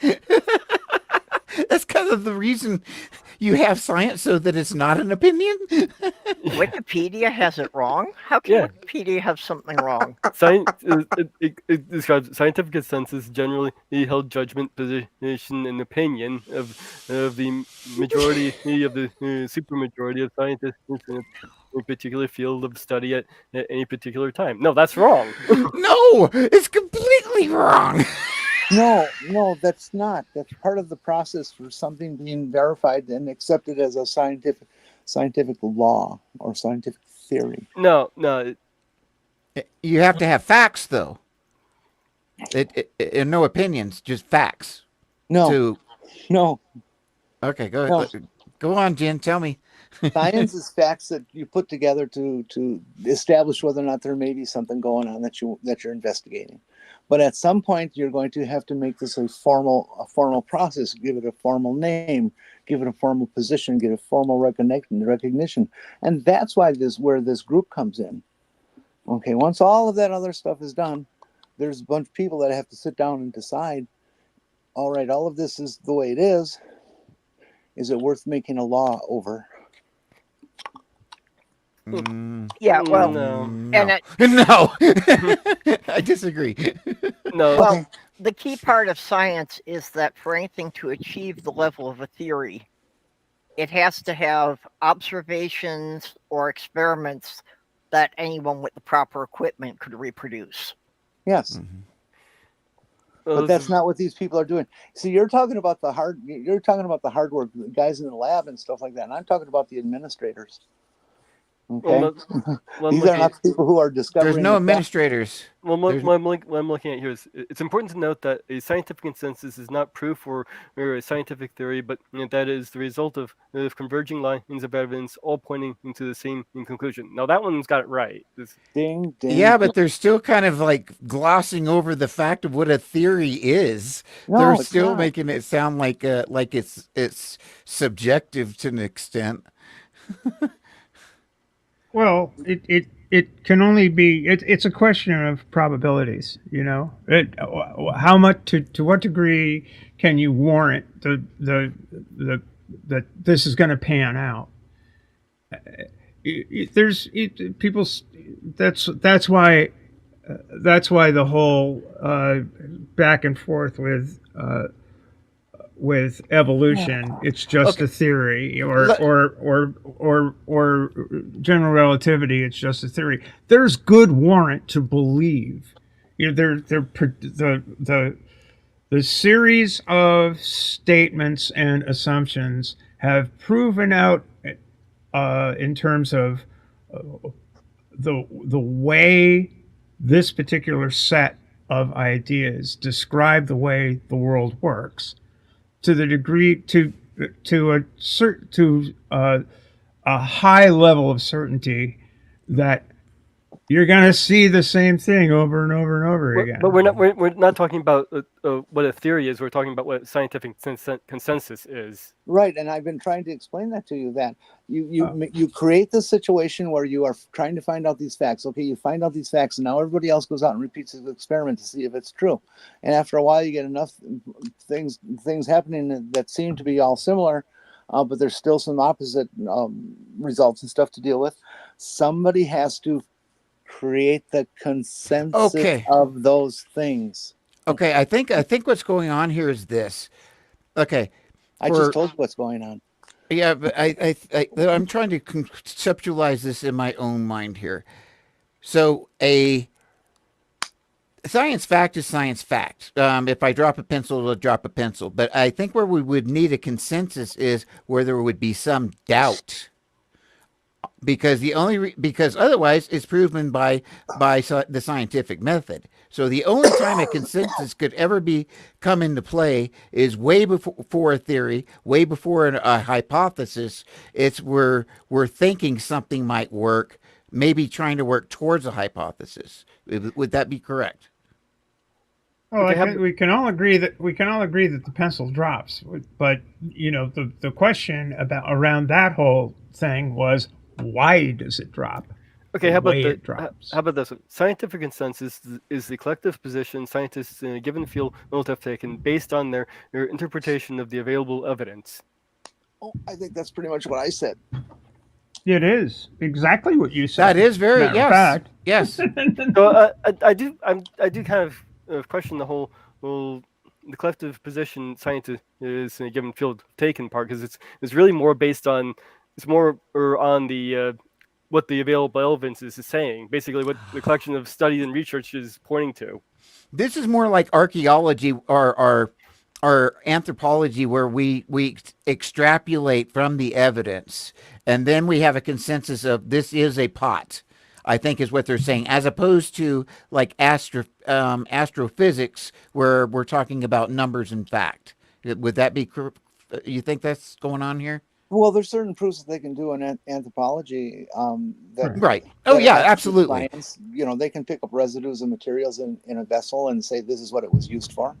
Mm-hmm. Yeah, you're right. But I think there's a lot more a lot more subjective interpretation of the data than we say have like in astronomy.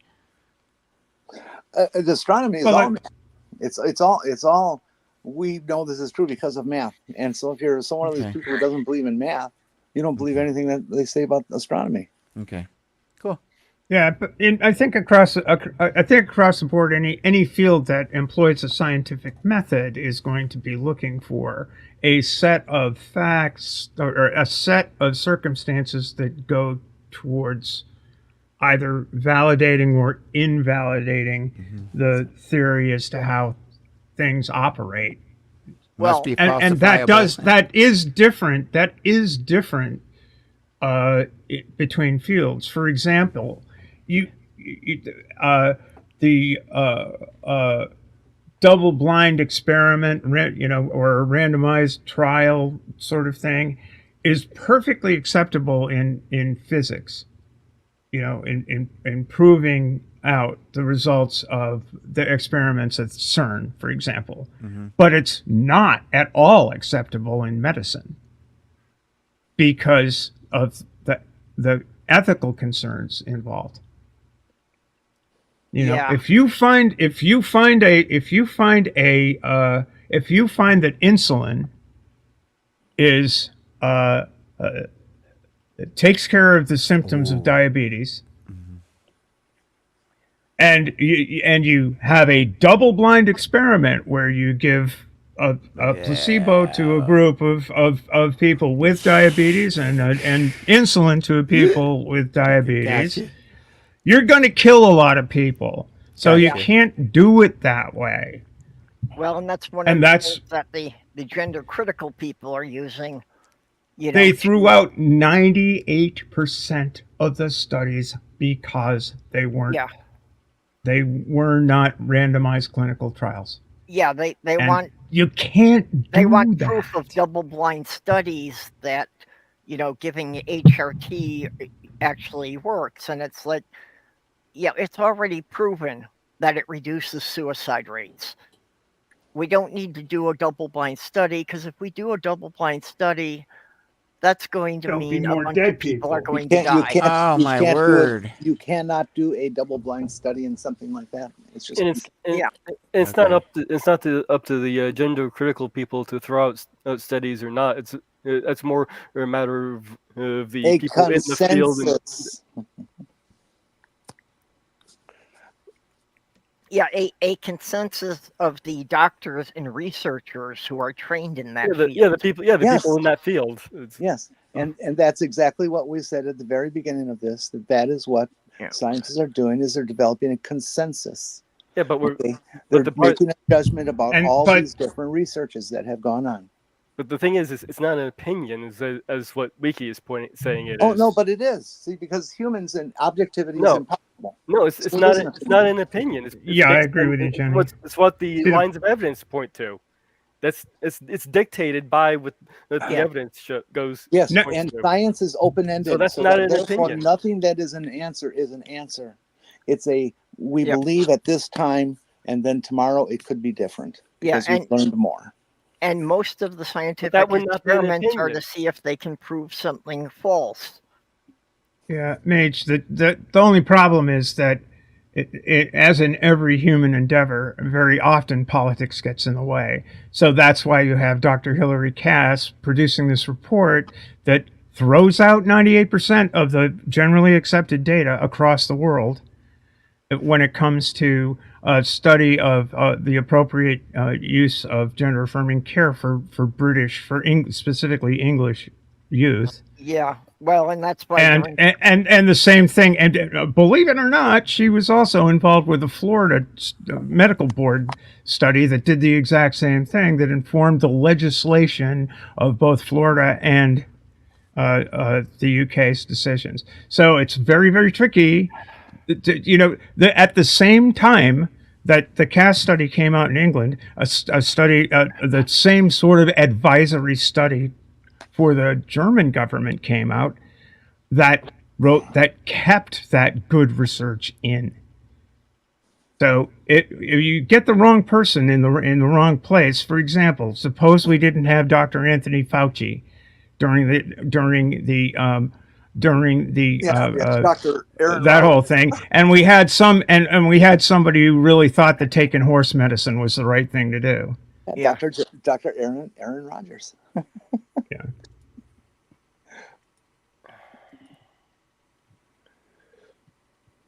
Anyway.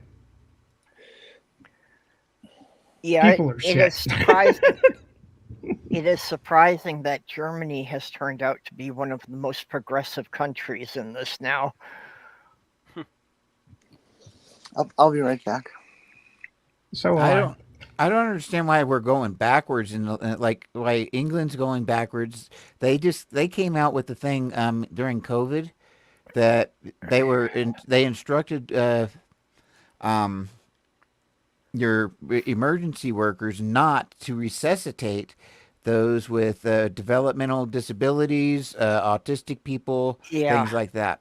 You had mentioned that in one of your streams, and I had to go look it up and verify it. And yeah, if and then in the United States we have this trans crap going on. Yeah, that if you're autistic in the UK and you're unconscious in a car, people driving the ambulance are not expected to resuscitate you if they know you're autistic.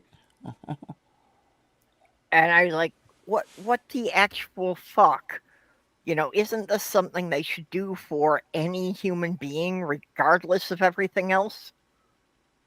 And I mean, if you're going to be in the medical field, shouldn't you be prepared to put all of your biases aside to save a life?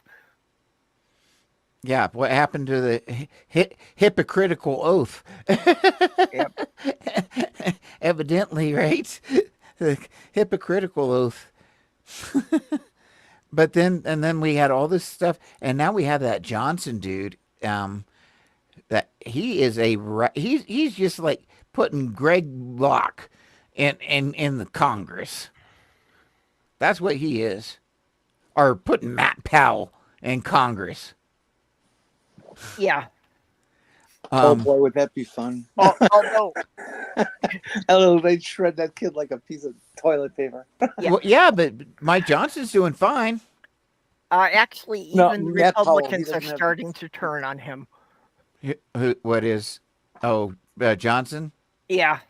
I'm wondering if he's not been threatened or something in some way by Russians or whatever, because he's doing some weird stuff that a logical human being, even not just a radical, but a logical human being wouldn't do. He's not logical. He's a MAGA, and he's an evangelical.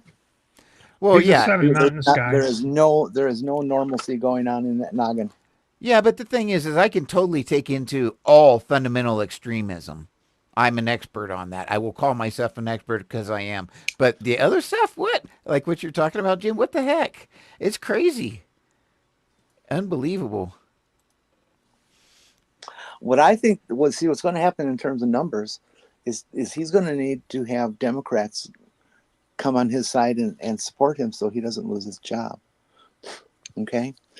And all the Democrats have to just say, okay, yeah, we'll come on and we'll all vote for you and keep you in office.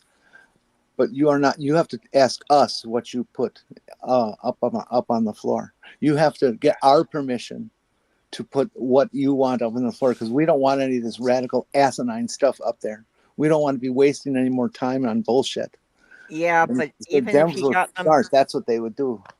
even if even if they got him to agree with that, what's to stop him from just saying okay to keep his position and then going right back to what he was doing?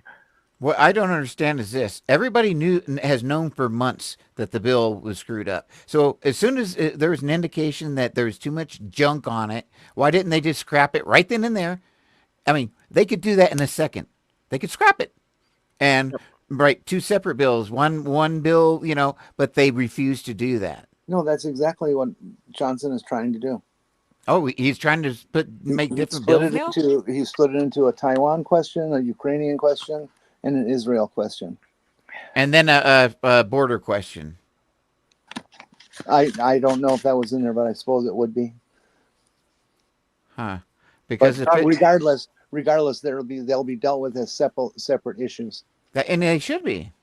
Okay, I gotta step away for a moment now. Step away. So how long have you sailed, Stephanie? All your life? Not yet.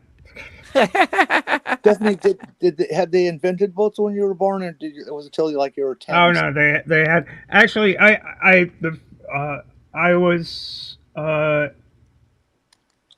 around 13 when I first.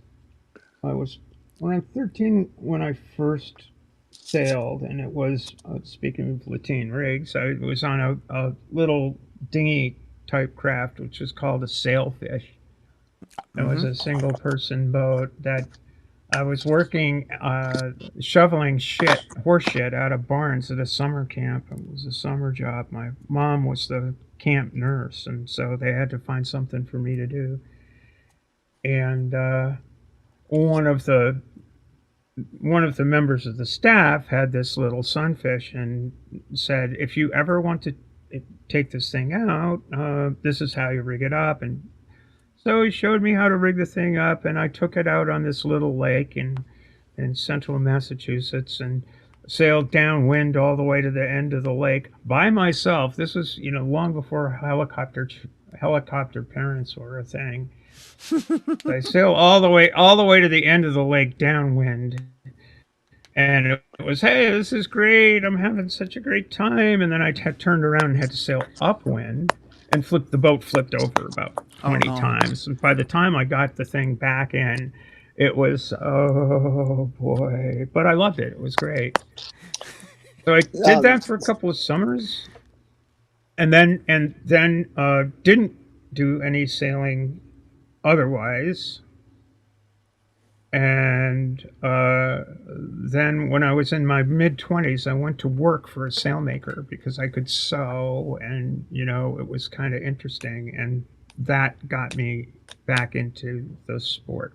So that brief synopsis of stuff. So I've been sailing for a long time. I've been a professional sailor and a sailmaker since I was 26, and I'm 70 now. Wow. Hey, Steph, you didn't answer my question. When you were sorry. born, had they already invented boats, or did it take a few more years? Yes, they had invented boats. They did. Okay, I was just checking. They had invented boats, but they were still made by chipping away a rock.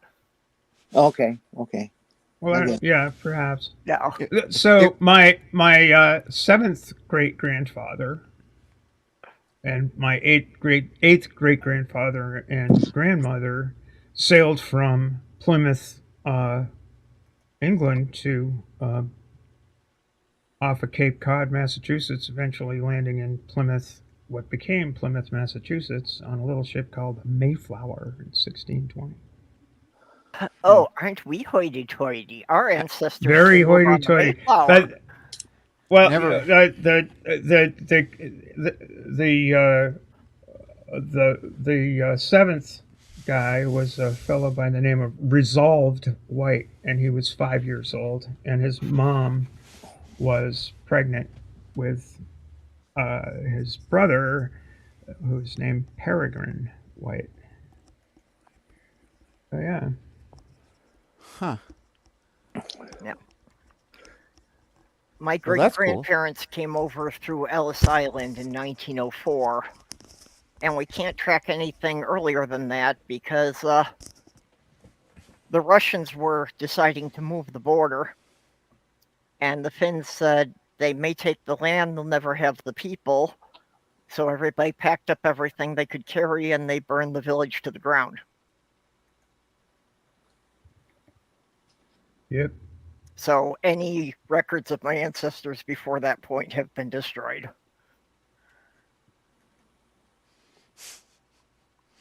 I know my Yeah, I heritage always- exactly. You see, my dad told me I was half English and half French. And then I got a DNA test. 60% Scandinavian, 30% Scotch. Well, And What? 10% sour. It's whiskey sour, get it? Never mind. yeah, whiskey sour. Yeah, so my family history was completely wrong. Maybe I was one of those kids that was dropped off on a porch. Well, my history on my father's side is equally cryptic. The only picture that anyone has of my great grandfather is of him in a Russian sailor's uniform, Oh my and word. he was Polish. So the best guess is that he somehow defected from the Russian army and managed to get on a ship to America. That's about all we know. We know. my cousin Chuck went absolutely hog wild into genealogy of the family on my father's side. It's like my dad's side of the family. My mom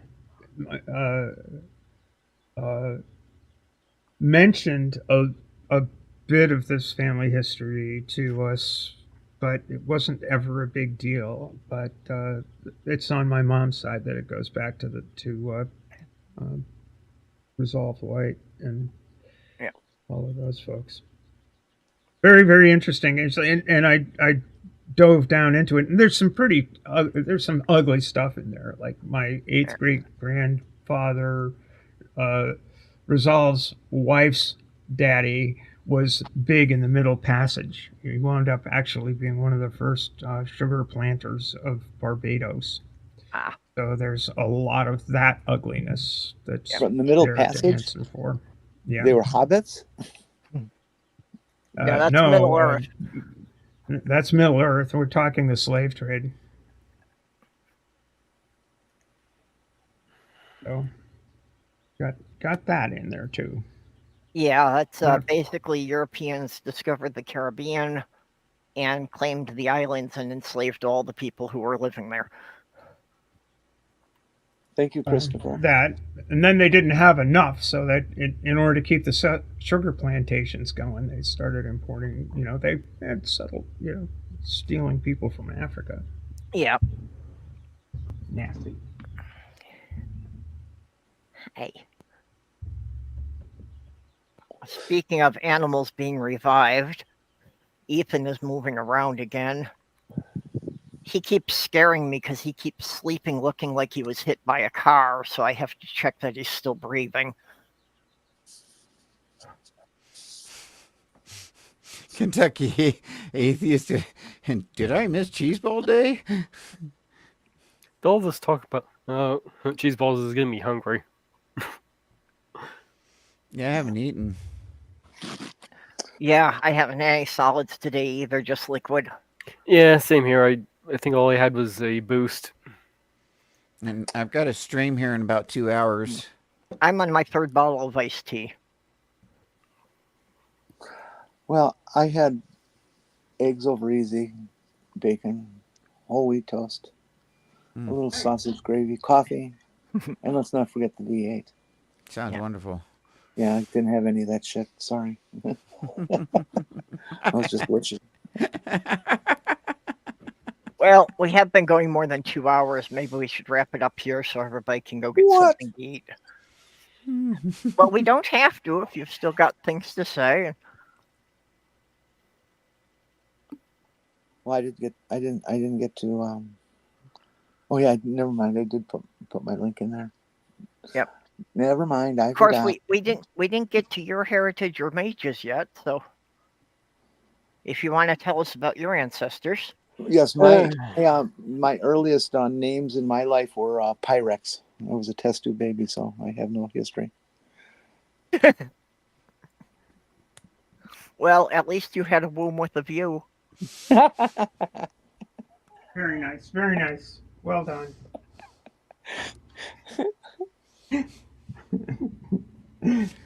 Yeah, that sounds about right. That's good. Go ahead, Mage. All yours. Let's see. I've got Irish, Scottish in me from both sides. Apparently, from my dad's side, we were a bunch of nutballs who got kicked out of Ireland and had to live in Scotland. And the town Allisonville in the Appalachian is named after one of my ancestors. Cool. So, just wondering, did they get kicked out of Ireland for excessive drunkenness? I don't know what the whole story is on that. So, Jen, I've got to ask: were you joking? If you were, or were you serious about being test tube baby? No, they couldn't. They didn't have test tubes when I was born. Oh, okay. I don't know. Or what your age both, is. right? David, I'm 70 years old. What? Yep. No way.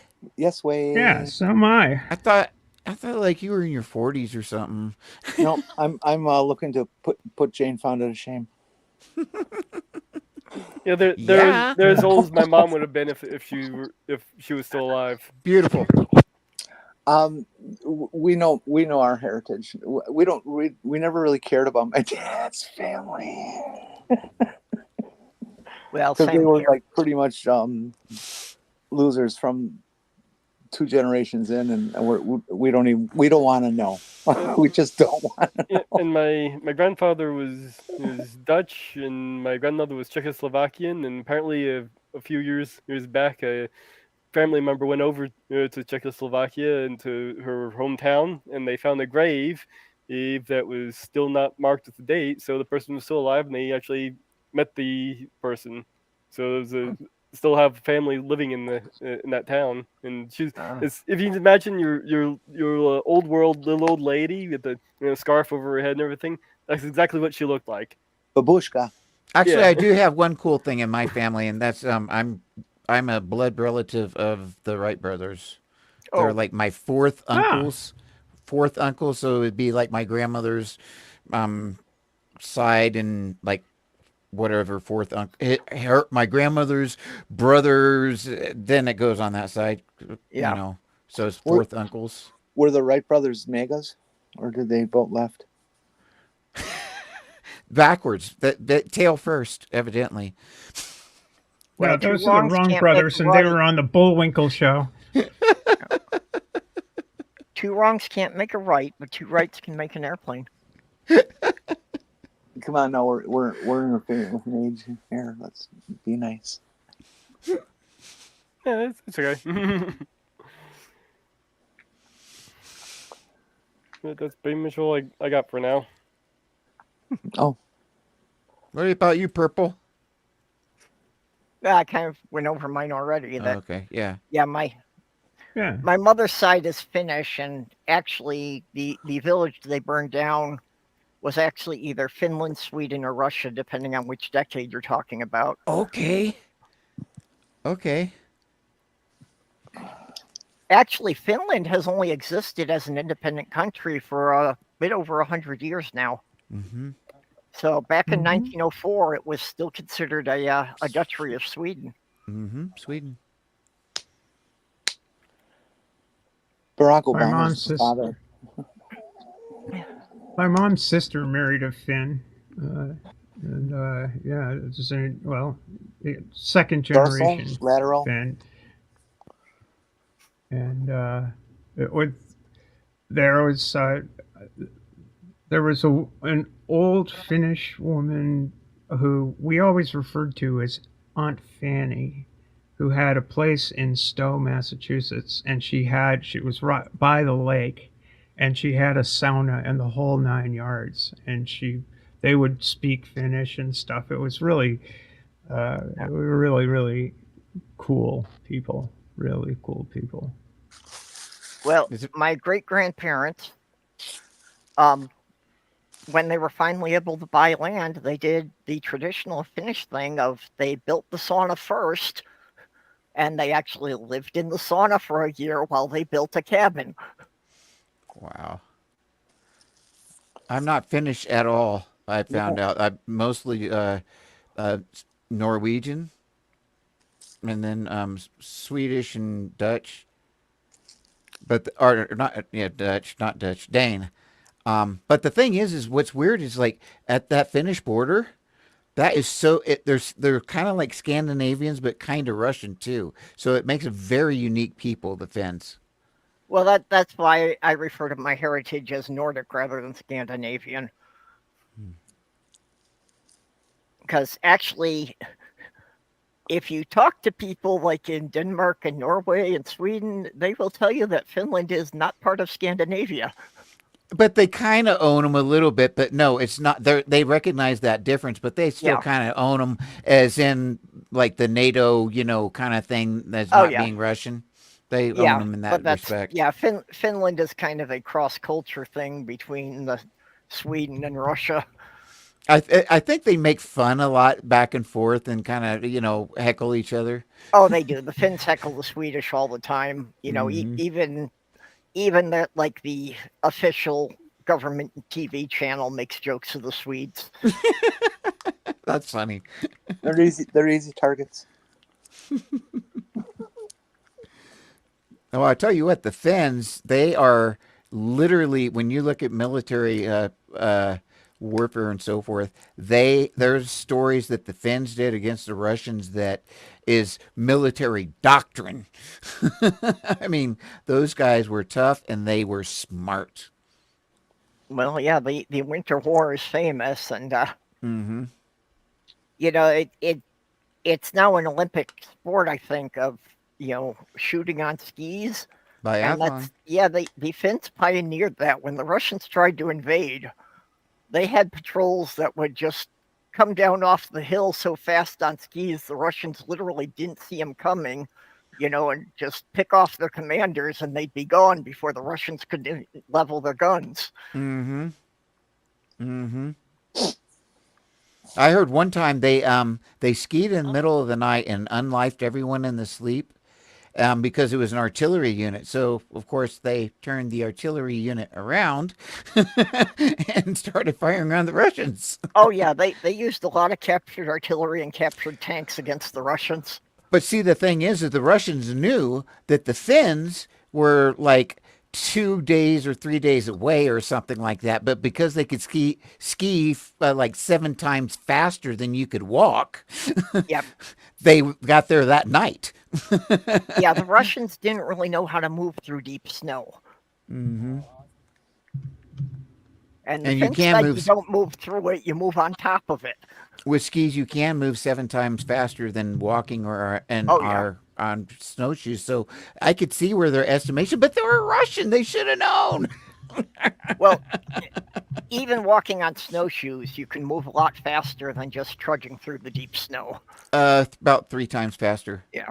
Okay, I was an instructor at the Mountain Warfare Training Center in Bridgeport, California, for the Marine Corps, and they made us memorize our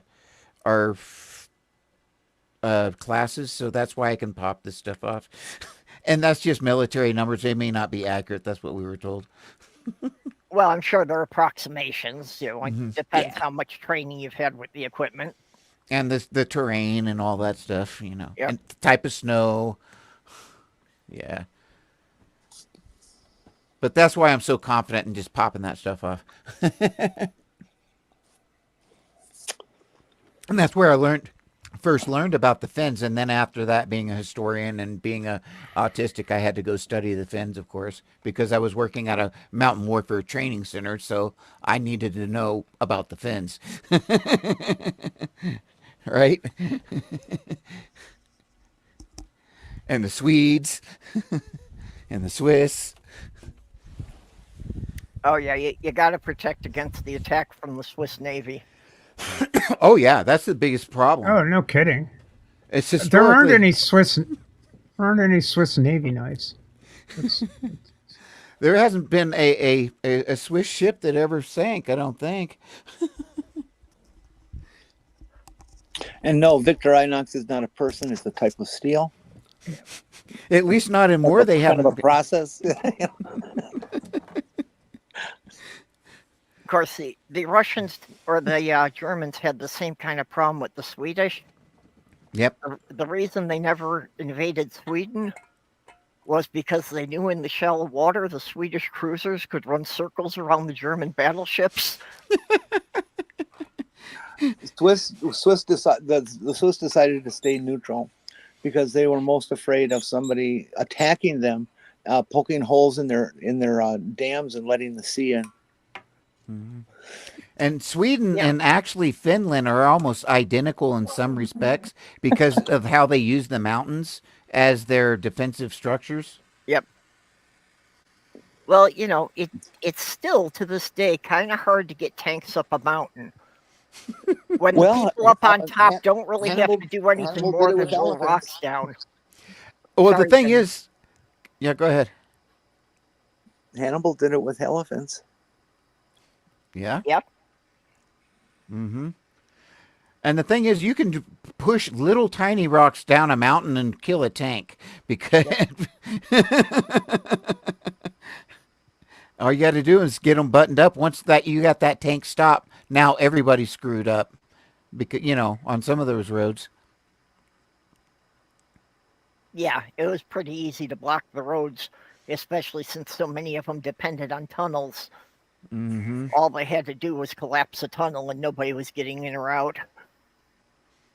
Or just block it with a tank or something to hold up the oncoming whoever it is to give it a nice ambush and not lose your tunnel. Or if you're leaving. Or take out one column of an aqueduct. Yeah. Actually, for one town in Russia, the Russians did that against the Germans. That it was just a single tank sitting on the road that took out 7 German tanks before they took it out of action. Was it just luck or good marksmanship, or how did that happen? Well, mostly they sat the tank just off the road so well camouflaged that until the 3rd tank was hit, the Germans couldn't figure out where the shooting was coming from. That's awfully heroic. But the Germans had to move single file down this little road, so. Mm-hmm.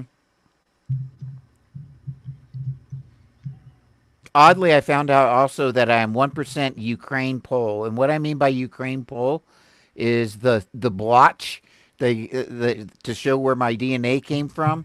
Most of it, like 3/4 of it, is on the Ukrainian side, but it goes over into the Polish side. Or maybe 2/3. 2/3 is on the Ukrainian side, 1/3 on the Polish side. So basically, Ukraine Pole. Yeah. Well, my father's side is Polish, and my mother's side is Finnish. And even after they moved to America, each of them kind of kept to their own little communities. So there was no mixing before. I'm the first generation that was actually mixed.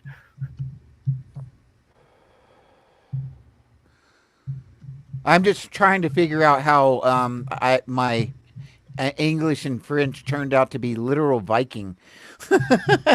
Just like a mix of Scandinavian, Well, it's easy to understand how the English turned out to be Vikings because the Viking raiders were raping English women for centuries.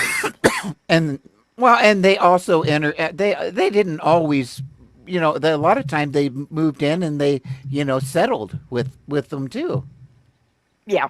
We don't hear about that much because it's not that glorious, but a lot of times maybe Viking. Oh wow. Well, yeah, that's they Norman conquerors were the Vikings who established towns in England, in the British Isles. And of course, probably 99.9% of the quote Vikings, because there really wasn't a such thing as Vikings, but of what we think of as Vikings were probably farmers. Yeah, well, Yeah, Viking was actually an entire community. Yeah, most people just think of the warriors, but yeah, that's you can't have a warrior class without having a huge civilian class to support them. Because, like you say, you need farmers to produce enough food. You Mm-hmm. need people who can, make and resharpen the weapons. So, you need forges and blacksmiths and all that good stuff. And you don't want to call them thieves Yep. because that's not cool. No, and actually, the Vikings had a trading network all through Russia that went all the way down to the Middle East. Yes, they So you did. had Viking traders that were bringing stuff up from the Middle East. Yes, they did. One of the things they found in one of the Viking graves was a Viking sword made of Damascus steel. Wrapped in silk. Yeah, so the sword did not come from the Middle East, but apparently they were importing the ingots of Damascus steel for the Viking craftsmen to forge into weapons. Wasn't that the one that was wrapped in silk from like the way east? I Is that don't the one you're remember talking whether or about? not it was wrapped in silk, but yeah, it was obviously a very, like high ranking. Because one of the ones I'm thinking of, it had different it was a Viking grave found in England just here recently, and like you said, it had Oh, different things from different parts of the country, and part of that was silk, and I was like, what? Okay. no, the one I was thinking of was one that was actually That's found in Norway. Oh, cool. that's because all the royalty and people who could afford things like the silk and the spices Yep. were trans, and they wanted to have silky underwear. You see, definitely where it was going. The world would not be the same. Yeah. Well, and and they have found some evidence to the idea of the Valkyries because they did find a female skeleton that was dressed out with the Viking helmet, shield, and sword. Mm-hmm. Yeah. At this point in time, we don't know how common it was or was not. We do know it happened, and we do know that there was leadership. But it could have been. It could be like the American Indians or Native Americans is the better way to say it. Pardon me. The tribes were vastly different. Yeah. Because those tribes have been vastly different in their customs. Well, that's what the All thing was about. The Icelandic court, which has now gone on for more than 600 years without pause. But basically, they declared Iceland neutral ground, and that was where all the chieftains would meet together to work on their treaties. I'll be darned. I did not know that. I think it's a great name for a legislative assembly, the all thing. It's like, yeah. What are you talking? Oh, all thing. Yep, yeah. No matter who or what you have a quabble with, you bring it here. That's cool. You got to try to convince somebody to write a book, A Universe from All Thing. So that was basically their attempt at international law kind of thing. Yeah. International court. Yeah, and a lot of that had to do with, where were the boundaries of our territory? Did somebody step over the line? Was it a progenitor of Magna Carta? Maybe. It definitely predated the Magna Carta. I don't know if it had any effect on it. Magna Carta was what, 1294? I forget. 1215. 1215. Oh, that's right. It was early in the afternoon. Jeez. You guys are nerds.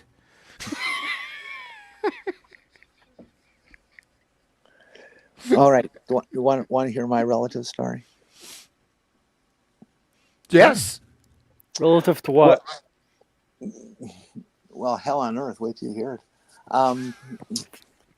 So we don't really try to find out much about this because when we did do a little looking, we found out that my great grandfather was a philanderer. He was also a racist, and he was also. We believe, we don't have absolute proof, but we believe he was one of the people who ran some Indian schools. And so he was just not an acceptable human being. And everybody just said, we're not going to check this out. We don't want to know where a guy like this comes from. And so our heritage on my dad's surname, my surname side is nil. My mom's side, however, which is actually your real ancestry because of DNA and RNA and all those kind of cool things. We know what that is because it's written in a book. The Wisconsin Historical Collections. Came out sometime around the 40s or so. I forget the date, but I know that my mom is in it, and her dad, Neat. and his dad, and his dad, and it goes all the way back to this guy who is credited by some. Catch that partial assignation. Credited by some as the founder of Wisconsin, Charles DeLanglade, and they gave him that name because he was supposedly the first person to set up a legitimate elected county seat and government structure, and so he got credit for it. There is controversy, and they say other people did it, and those are all people from the city. Charles DeLanglade was a Canadian fur trapper. French Canadian fur trapper. The Longley. And lived up in Lake Superior or Lake Huron, Lake Michigan area. And wait a minute. Do I know that name? Maybe. But wait a minute.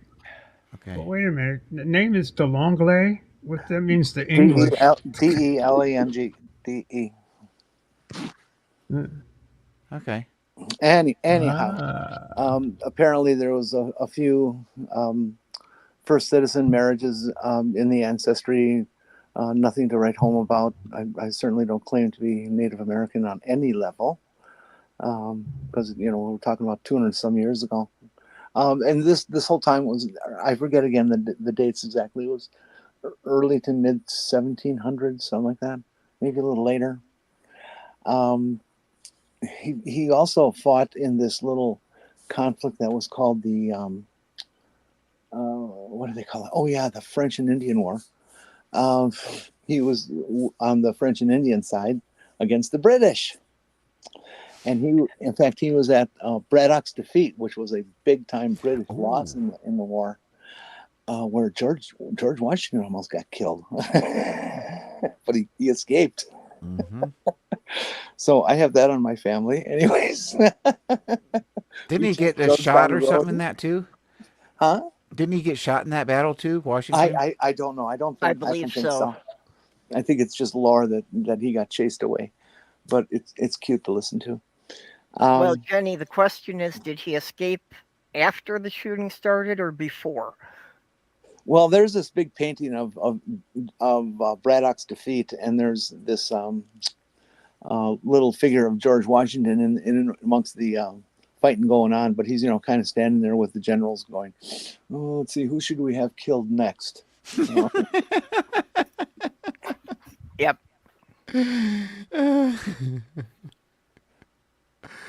Okay, I was looking for a date, and I did find it that the Althing is the oldest national parliament in the world, founded circa 930. Wow. So, yeah, before we even had 4-digit numbers.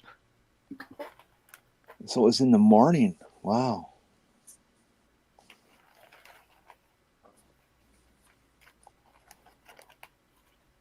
Okay, Doorknob Head, I'm missing the joke here. I don't get how Wasp links to a saxophone.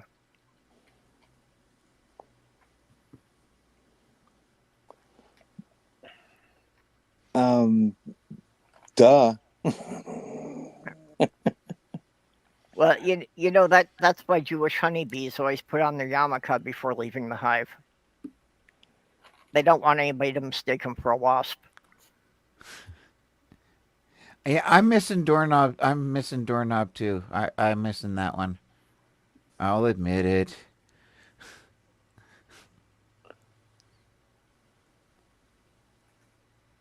Yeah, I'm as the Wasp. Well, this is White Anglo-Saxon Protestant. As the wasp of the group. Well, yeah, I don't also get it fit under either. WASP. Well, actually, I don't. I was born Catholic, but my mother was a WASP before they got married. I was too. Well, my mother was one of those forced conversions. That my father wanted to marry her, and the Catholic Church said, you can't marry a woman who's not part of the church and hasn't pledged to raise the children in the church. So, yeah, she said that she was Catholic, but didn't really behave that way. I was born a wasp, basically, but the thing is now just even looking at the letters makes me kind of sick.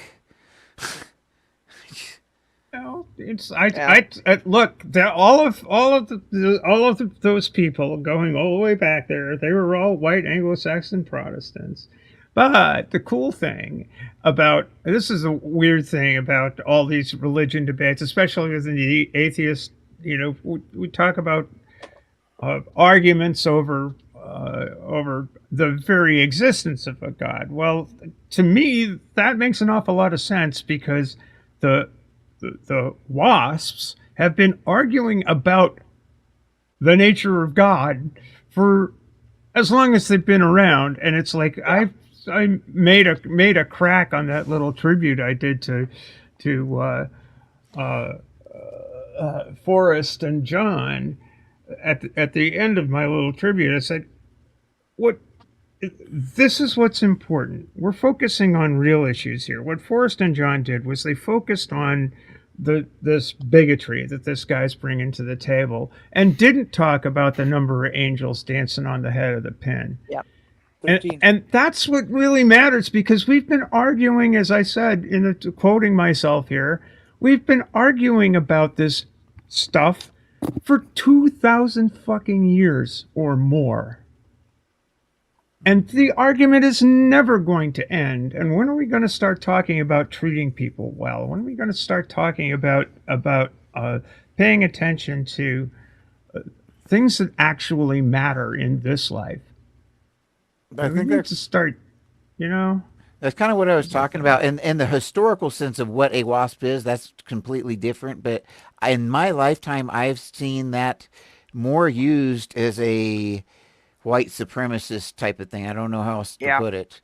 And now it makes me sick whenever I see it because of that stereotype of like these skinhead or whatever's that identify as, well, I'm a WASP. And so the historical sense is gone. I used to have a pin that said, I'm a WASP, white Anglo-Saxon pagan. There you go. Yeah, well, Anglo-Saxon, it's like there's a whole bunch of admixture. Yep. I mean, when you go back far enough, you've got to reckon with the Normans. They sort of invaded the country. It's like all this other stuff. It's like, you can do that. I am a person of English descent. Yep. Of a certain number of people who were part of a religious tradition, various religious traditions, actually. Either dissenter or Puritan, or an admixture of the two, that emigrated from Europe in the 17th century. I want to address Mark Caesar here. Oh, go ahead when you get done. Go ahead. I'm done. Oh, okay. So he's saying, where's I saw it up there. Now I can't see it. Yep, sorry, wrong one. There. Oh, yeah. You weren't born Catholic. You were raised Catholic. Actually, to tell you the truth, Mark, I was born with the Bible in my hand. Really? I was born Protestant. I'm sure I was born Protestant, okay? So you just keep them comments to yourself there, buddy. Must have been a hell of an episiotomy. That's all I can tell you. I don't know if I was technically born Catholic, but I was baptized when I was 3 months old. So I was officially a member of the church long before I had the capacity to understand what it meant. Another bath? We just had one. You probably cried. You know, it's the way that you. Oh, I'm sure. My Of course. baptism declared all the foreshadowing of my future or my future life. Right in the middle of the baptism, the toilet plugged up. You know, you guys keep saying wasp. I keep thinking this. Mm-hmm. Yeah, there you go. It's kind of cute, actually. Yeah, Jane Van Dyne. Oh, this is a real person? No, it's a comic book character. Oh, okay. Yeah, it's from Marvel Comics. They were Wasp and Ant-Man were members of the Avengers in some of the streams. Ant-Man is one of the stupidest superheroes there is. No, What a stupid concept. no, actually, Ant-Man originally it was a horror comic. Okay, I can buy, but a superhero? Well, They're with scraping. a good writer who knows how to use the abilities, it can be interesting.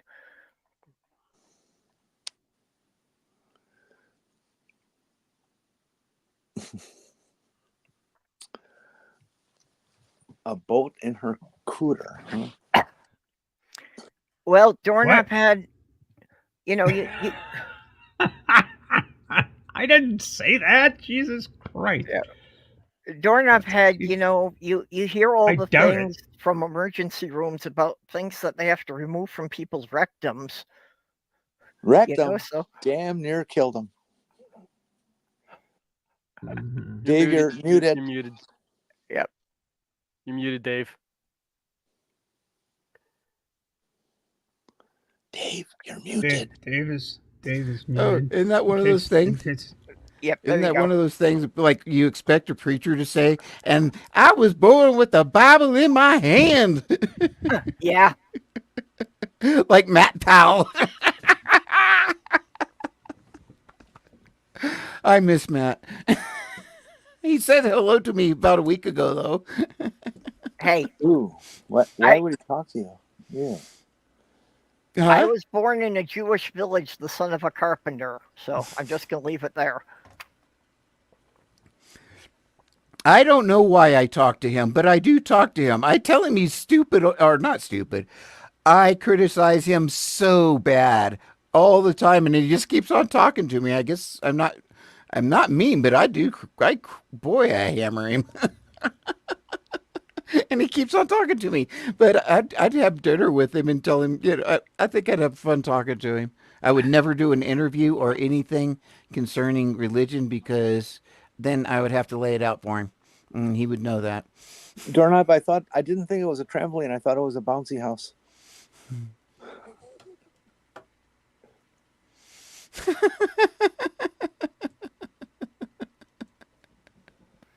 Actually, I think that at this point, Matt Powell's getting kind of desperate for attention, that there aren't enough people talking about him anymore. I haven't paid attention to him in over a year or two. Because my YouTube channel is active, he popped in and said hello and in the comment, and that was it. Well, since he doesn't know me, maybe I should get to know him, you know, like, and pretend I'm like on his side, you know, and then just as I go along and figure out some way to just absolutely humiliate him. That would be fun. Well, yeah, Jenny, we could play it together. Okay. What do they call him? Stupid. Oh, what's that new term right now? Thirst traps. You can be the thirst traps. Oh, I would love to have sex with Powell. I would just, Really? Oh God, yes. As long as it's filmed, you bet. Yep, I'd ruin my reputation for that one. You bet. I like it, Jenny. But it's better you than me. Let's put it that way. Okay. See, now, that made me all blurry, for Christ's sakes. That's Jesus. That's bad. Oh, man. That's just bad. Good to see you. I love you, guy. Bye-bye. Have a good one. Later. Oh, my word. Oh boy, No, it's just oh my word. I was trying to figure out why I'm so red. because you You have forgot inca- sunblock in- again. you got incandescent lighting. Yeah, it's the squirrely light bulbs. Oh, those are fluorescent. Yeah. And I was trying to get rid of this. I've even got a white light here, trying to get a little bit more white light in here. I'm gonna have to open up the blinds or something. What you do is go to Amazon and buy yourself one of these kits that have a stand for the camera, a ring light, 18, 19-inch ring light. Don't get a 12, 10-inch. That's a joke. But a big one, and Right. you can get the things for like under $100. For all the different things. A remote shooter for the trigger for the camera. All these stuff, and you can adjust the color temperature to whatever you want. Actually, this is a fan, but now that I'm looking at it, it's got very yellow light. I bet you now that you mentioned, I just get a bulb, white Yep. light bulbs. You Yeah. can get LEDs in 3 different temperatures. Yeah, replace the twisty bulb with an LED. Those fluorescent lights just give horrible color rendering. Yeah, well, sometimes because I'm very Scandinavian and I'm so pale, but this now I look a little bit better since I opened up the window. But You're Yeah. kind of healthy. Well, I've got the same thing. I'm so pale. It turns out that CoverGirl only makes one shade of makeup that is paler than I am.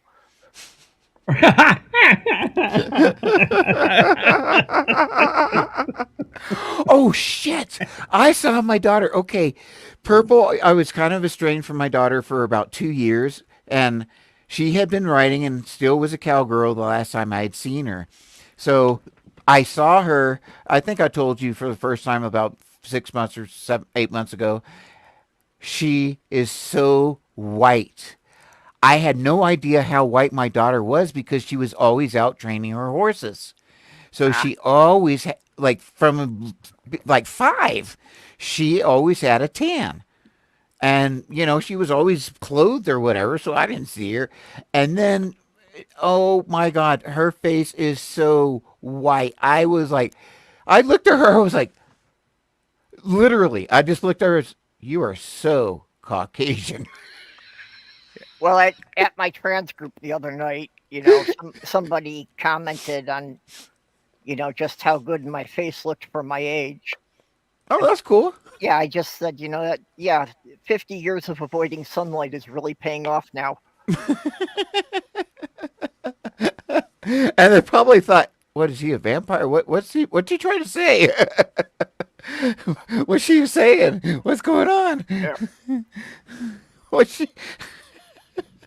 she's still wondering about it right now. Like, what was that? Right? Oh, that's funny. Yeah, I always worked night, even when I was doing home repairs. If it was a house that there was nobody living in at the time, I would just work right through the night. Mm-hmm.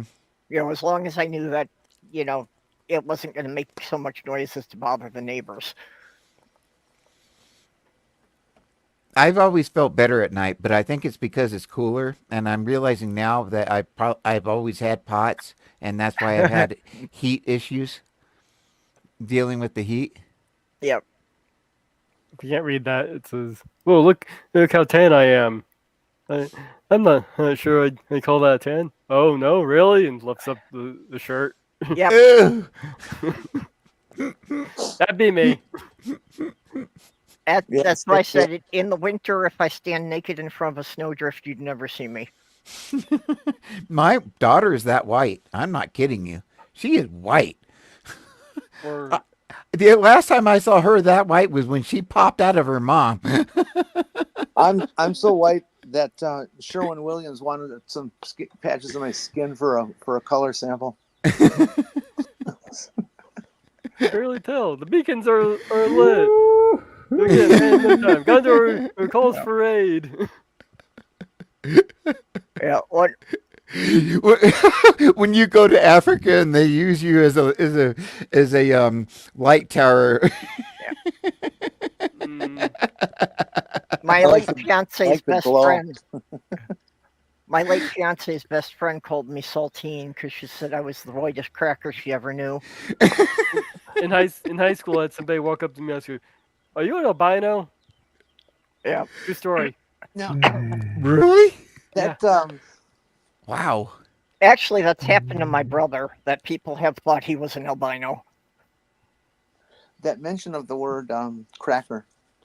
Now I don't, I've just been told this, so I don't have any personal receipts that I could offer on it. But as far as I've been told, the word cracker does not refer to a saltine or to any kind of little crunchy flour-based Well, item. if you're talking about a It- person, It has to do with the cracking of the whip yes, that was done on slaves. Oh, really? And, yeah, yes. Yes. and the guy who did it was the guy who cracked the whip. I did not know that connotation for it. I didn't either. I was really surprised, but it makes sense. You know what a honky Yeah. is? Not exactly, I guess. So the African American men would wait at labor parties, and these white people would drive through with the trucks, and they would honk their horns to let them know, to come to the truck and load up. And so they waited for the honkies to come to pick them up. Okay, that makes sense. Yeah, I never knew where that term came from. I've studied those racial slurs and stuff like that too. Yep. Just- And that one continues to go on this day when people pull up by a Home Depot and honk their horn until 4 Latinos get in the truck to be the labor. Oh, really? Yep. Okay. There's a lot of times that undocumented immigrants will hang out around the Home Depot and the contractors will just pick them up for day labor. So I wonder if they have a word for that, which would be equivalent. You know what I mean? Like the I'm guy sure that, they do, but I wouldn't know what it is. yeah, and it'd probably be in Spanish. 60% of where I live is 60% of the population is Hispanic, and I've grown up in southern Colorado, so I'm kind of consider myself Hispanic culturally. Well, I am culturally Hispanic in some respects. Yeah. And so that's kind of confusing to people because only 40% of the population is Caucasian, and so we're very well mixed, very a cool community. But I do consider myself to be Hispanic, and I know that's weird in some respects. I don't consider myself, to be an actual Hispanic person by any means, but culturally, I get what you mean, yeah. culturally, Yeah, you picked up a certain amount of it by osmosis just from the people living around you. right. That was one of the fun things for me about reading the Bible was I was living in a community that was 85% Jewish. So 4 out of 5 people I discussed it with had read it in Hebrew. Ooh, wow, that would be amazing.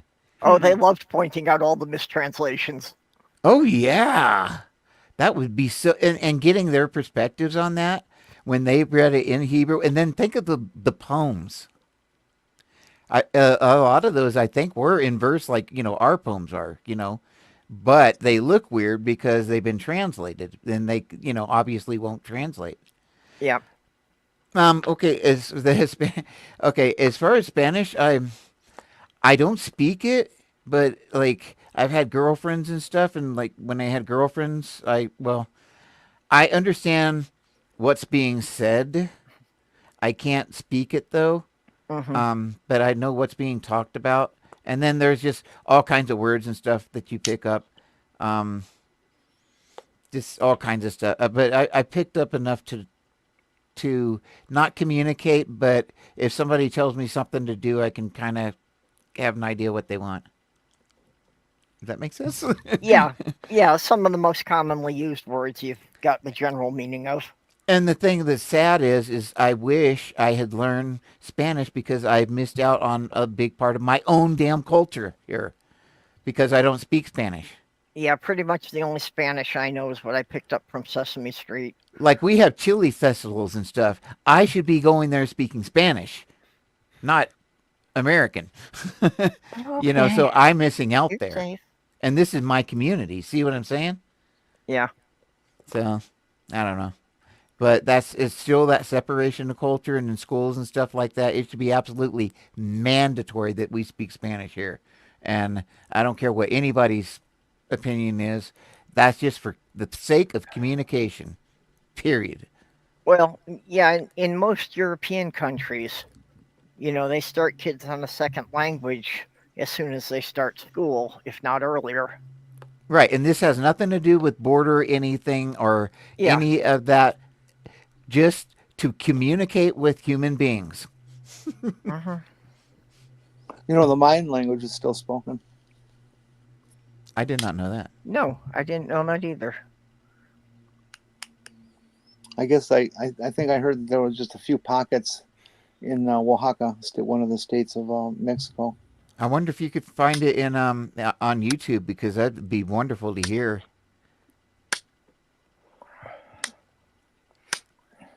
I would bet it sounds a lot like some of the tribal language that we hear from Native Americans. Yeah, I'm sure. Why that wouldn't the Mayans lived all the way up into the United States territory?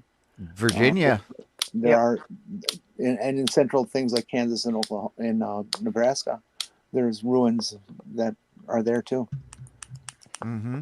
They were a huger culture than we have ever given them credit for. I love the fact that there's all these pyramids and things still buried that we don't know about. We know that they're there because we've seen them through satellite radar reconnaissance and gone, what the fuck is that? And later. And then they figured it out. And there's more of them out there for us to dig up and learn about. It's like, wow, I would have $1 billion to give to them. And they're doing LADAR stuff down in South America, and they found ruins that they thought were like, a small ruin, and they go for like 20 miles or something. Like, couldn't believe this. For $250, a LiDAR type 3D scanner. Really? Wow. For home use. Wow. Fucking A. That's amazing. I mean, certainly it's not going to be as good as a LiDAR, but geez. No, but get better as time goes on. Yeah, when I was building outdoor structures, though, I mean, it would have been great if I could have rented one of those just to make sure I knew where all the underground pipes were. Well, Jen, you know that if they come out with something for the public like that means we're very close to having a very nice technology to really fine-tuning it.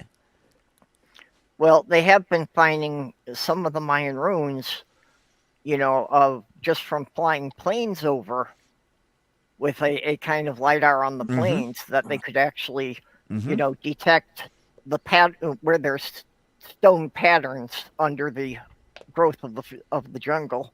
Well, they can also look at some like terrain areas in Canada. They were looking for disturbed soil under the grass, and they would find various patterns and shapes and things of what they believe was disturbed soil. So they pinpoint those with GPS and stuff, and go down and start digging them. And yes, the soil has been disturbed at some point, and it turns out to be all these likely Viking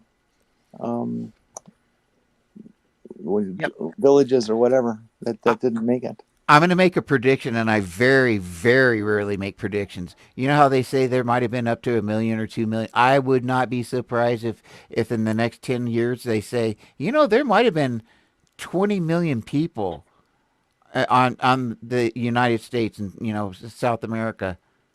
I would not be surprised whatsoever. Before the conquistadors came and we basically spread disease and all that stuff. No, Mark, I don't. We already ate the meat off. There's no point. What do you mean? No, I was answering Mark's question. Oh. But I just think it's going to be the numbers that we have now are just going to be like 10 times what we believe they are as Yeah. far as population. Well, I Okay. can believe that considering the size of some of the South American cities they've been finding that they didn't know about. Well, You if you're know, Mhm. if you've interested, got a if you're city that large, you have to have a good population of farmers to feed everyone in the city. well, if you're interested in hearing what the Mayan language sounds like, شقيق لنبينا بايرون لورينسو تسوكورتشاخ خلا كيمبيوي بالياماق تيناميت Ishimuleo, Guatemala. Pues inkinch'aw pa lengua quiche, arrela le cacachabej, cacabijo jela Guatemala. Kinkikotik y na kinkishtach chu bishik cher kinkunik kinch'aw pa kicheb, sharmal cher kataam le que le rahoshik I'll pause our air so we don't play the whole thing. But Yeah. He sounds like he's from the east side, ese. The way he talks, he sounds like he's from the east side of Pueblo. And when I'm very serious, I hear a lot of the Hispanic dialect that I hear in Pueblo, Colorado, in what this guy's saying. There is some very other distinctive like sounds that I'm not used to hearing, but I can hear it in the Spanish here, if that makes sense. Definitely. yeah, what he's speaking there is with the Mayan language. Yeah.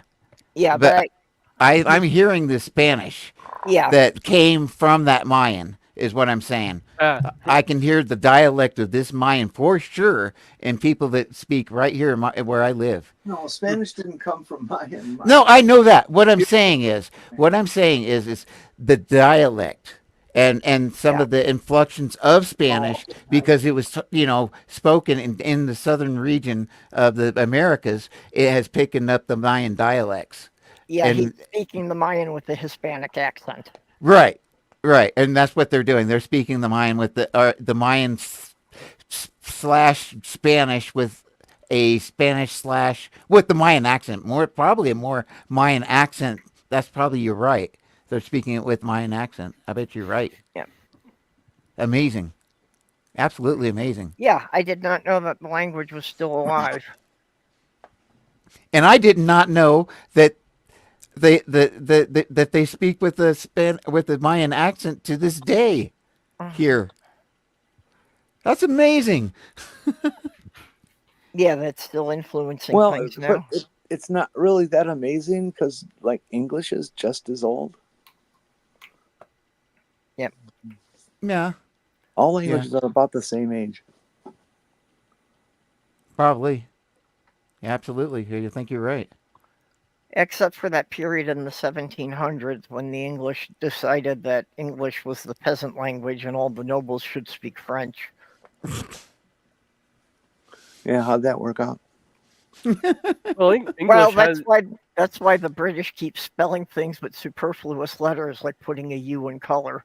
That's the way Well, it's spelled. yeah, English has evolved quite a bit over the period of time here. That's why I refer to our language as American. Yeah, you go back like a few hundred years. Even if though you're both speaking English, there's a good chance you're not be able to understand each other. Yeah. I heard a fable. I don't know. I can't attest to the veracity of it, but I heard a fable that talked about the development of the English language in England and the creation of accents and stuff like that. That prior to a certain point, and I didn't hear anybody talk about what year, the posh of the UK decided that they had to separate themselves from the chaff, and so they created this purposely created accent. Kind of like it's Buffy and Biff over here, kind of thing. and it took and became the accent or the language accent of the posh, but then other locales, its accents in England seem to be very distinct with locales in particular cities.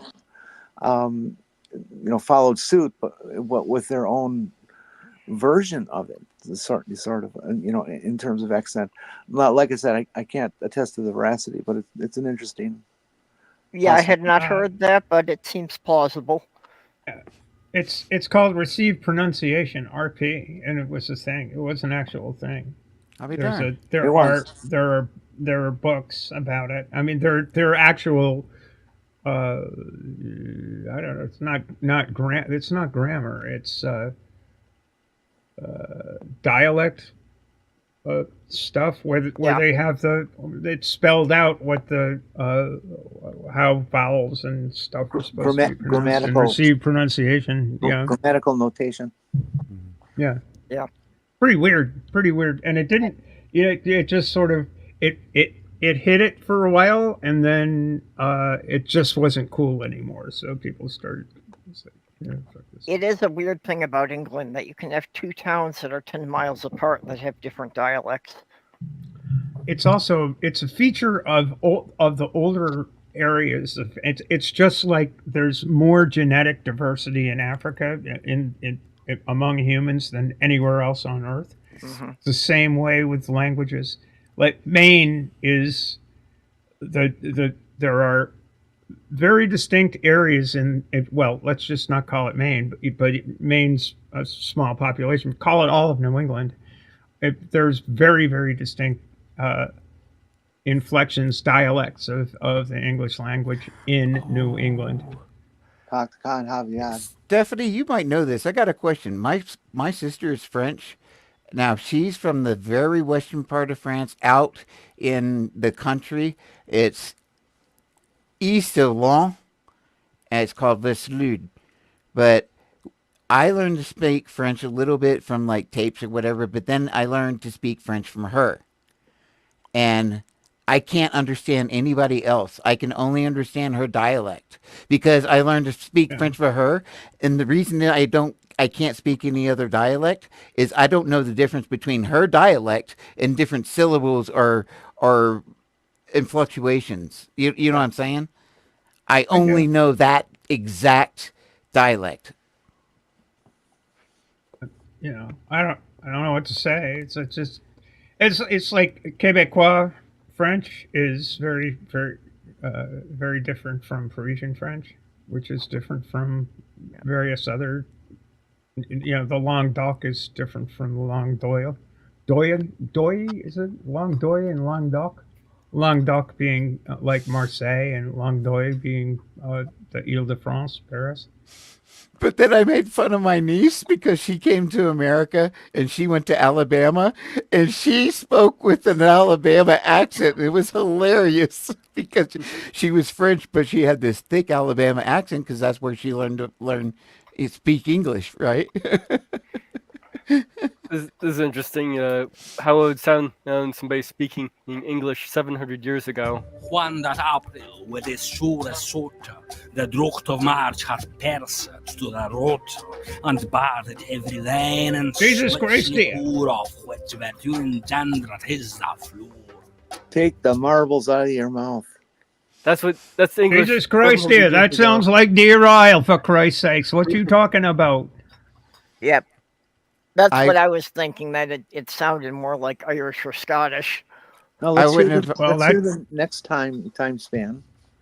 Come on, maybe just put this presentation together. There you go. I would not be able to communicate with that person. That was the point. Yeah, that time. I a couple hundred years wouldn't be able to understand the people in England. A couple hundred years you can get away with, but that seems to be about as far back as you can go, about 700, and you won't be able to understand the people. For me, for reading, I can go back to the 1500s, the late 1500s, basically like your King James type of English. Before that, I can't read it really that well. Yeah, well, reading it is one thing. Could you understand somebody speaking it? No. Yeah. Mm-mm. Because that would be the thing. Just there weren't a lot of people that were literate back then, so if you're asking somebody for directions on how to get to a particular town, Well, literacy is a kind of a tricky thing there because what they refer to as illiterate was people who couldn't read, write Latin. But what they usually would do is they'd write out things phonetically. Yeah. Mm-hmm. Pax vobiscum et cum spiritu tuo.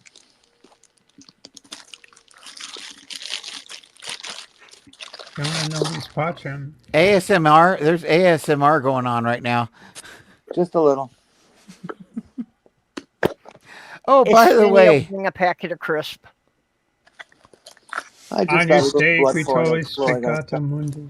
Mark Caesar, you do not know. The A in America is superfluous. Could be just America. You know what? You don't know. I'm kind of like a MAGA American. I'm actually running for president, and my slogan is "Let's make America stimmy again." I actually have a character. I'm not joking. I have a character running for president, which is actually me, on TikTok, and I have a series of him saying funny things about autism and stuff like that. Running for president, but actually, it's more making fun of neurotypical people than representing any kind of like disability or anything. You should have Reverend Faithful running for president. The evangelicals would get behind him. Oh no, they would believe it. I know, that's what I mean. They take him seriously. That was what 4 or 5 years ago, but now they would believe it. Yep. I never thought of that. Oh no. I don't think anyone else here remembers who that character was. Okay, so my cousin was a televangelist like Peter Popoff in the same period. He was a up and coming mega evangelist. Well, I saw how he was when he wasn't at church. And I was like super Christian at the time. I was a fundamentalist, you know. I've been indoctrinated. So what this character is you're a televangelist, but taken to, you know, all the scandals you hear about, like when they are really hard on homosexuals, and of course they, you know, hire homosexual prostitutes. What are all those scandals? Well, this character did the worst of the worst. Like he had a women's shelter, but the women's shelter turned out to be anyway, just different things like that. Like this guy is exploiting to the max possible thinkable. And it got so bad that I thought I was going to actually get in trouble. Is that a good way to put it, Purple? Yeah, it was just this preacher character that Paige had done in some of his videos. And one time he came into my chat as that character and did it for a full hour. Oh, God, that was so And hard. I mean, yeah, even in the 5-10 minute videos, that character creeped me out.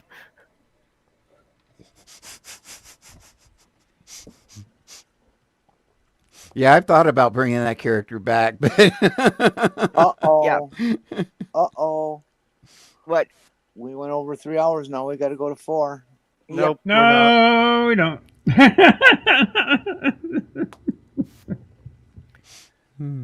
Although it's not dark out yet at Cape Elizabeth, so you know we. No, but I'm But sure if we went by Petunia's that- already. I'd rather not be walking Molly in the dark. Yeah.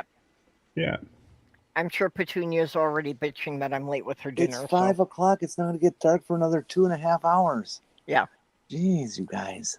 No, I'm not worried about the dark, but Petunia really bitches at Sloth Girl if I'm late up there getting her dinner. and actually, I I got don't Eastern know time why- zone here. Yeah, made I Oh, don't by know the way, why this cat fine. believes that Sloth Girl is incapable of feeding her, but she does. It's Since 6 we're o'clock. wrapping up here, 6:16. did anybody hear what the closing on Trump's stock was?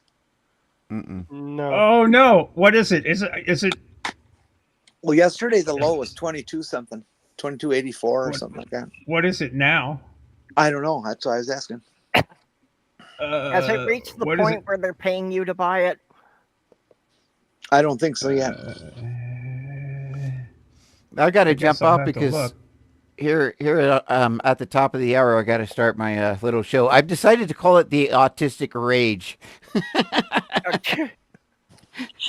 with an R, just to make it confusing as hell.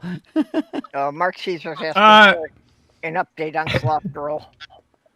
And on the new medication, she's stable. Next week, she'll have scans to, check how much things have grown in that. So we'll have more news next week. Right now, she's stable, but she has very little energy. She can't really stand for very long. Oh, Trump went up to $26.86. I thought you meant it was down to 22 cents a share. Send our love to Sloth Girl. Yep. Yeah, next Thursday she's going to have the CT scans again, and then have the doctor read them and tell us what's going on. But so far, the medication she's on, they have stopped growing. So, they're not getting any smaller, but it's not spreading anymore. So that's, about the best news that we could hope for, really.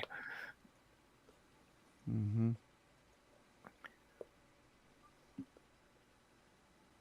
Yep. Fingers crossed for sure. Absolutely. Yep. And yes, cancer does in fact suck. Yeah.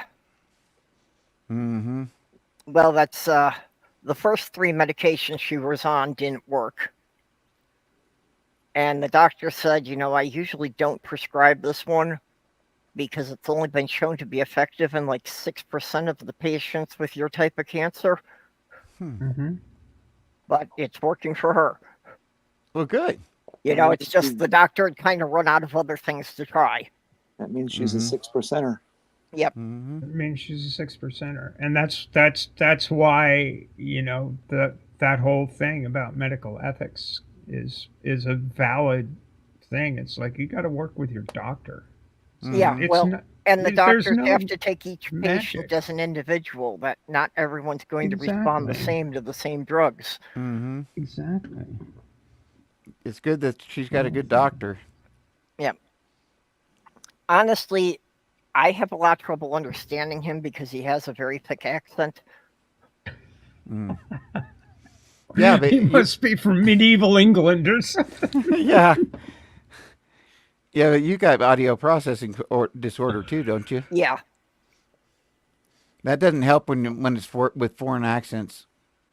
Yeah, it's clear that English was not his first language, and not faulting him at all. Mm-hmm. He does it great, but just his accent is so thick, it's hard for me to make some of the vowels right. Perp, have you ever suggested to him that he should try ivermectin? Oh God. Jesus. Here we go.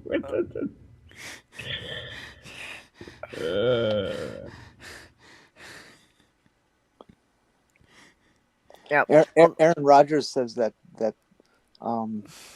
he wants to sue the government to incriminate Fauci in creating the AIDS virus. What? Yeah. Wow, that's going back there. That's pretty deep. Yeah, that's going back because Fauci was, he's been involved with infectious diseases since the days of AIDS. Aaron wasn't even born when AIDS first was discovered. Mm-hmm. Yeah, I know. Yeah, but actually, in the article, the New England Journal of Medicine article, 1991, Dr. Fauci is quoted about the whole medical ethics thing. Yeah. Because of all of the clinical trials and all of the stuff that was going on with AIDS when he was working on that whole thing. Kalasia, by the way, that's a just absolutely lovely name. I love it. Yep. Yes, he did have a meltdown where he's talking about ivermectin and all that kind of stuff, and that's when this Fauci thing came up too. It was in the same meltdown. Yeah, he can get stuffed. I remember a case that they tracked back. Nobody knew he was this stupid. Okay. Yeah. I remember a case that they tracked back that a U.S. sailor who died in 1956 from something that they couldn't identify, that they tracked back and determined that that was probably AIDS. Well, then he had been having interesting relationships with primates. No. Well, he could have picked it up from a number of foreign ports around the Pacific.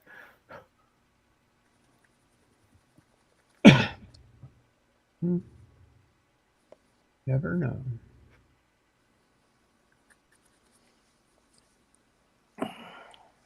I think Dr. Ben did a whole thing on the origins of syphilis. Rochelle, yes. Sorry, you're Kalasia. That's all I can remember. Randomly, I just noticed something. We use the word meltdown very badly.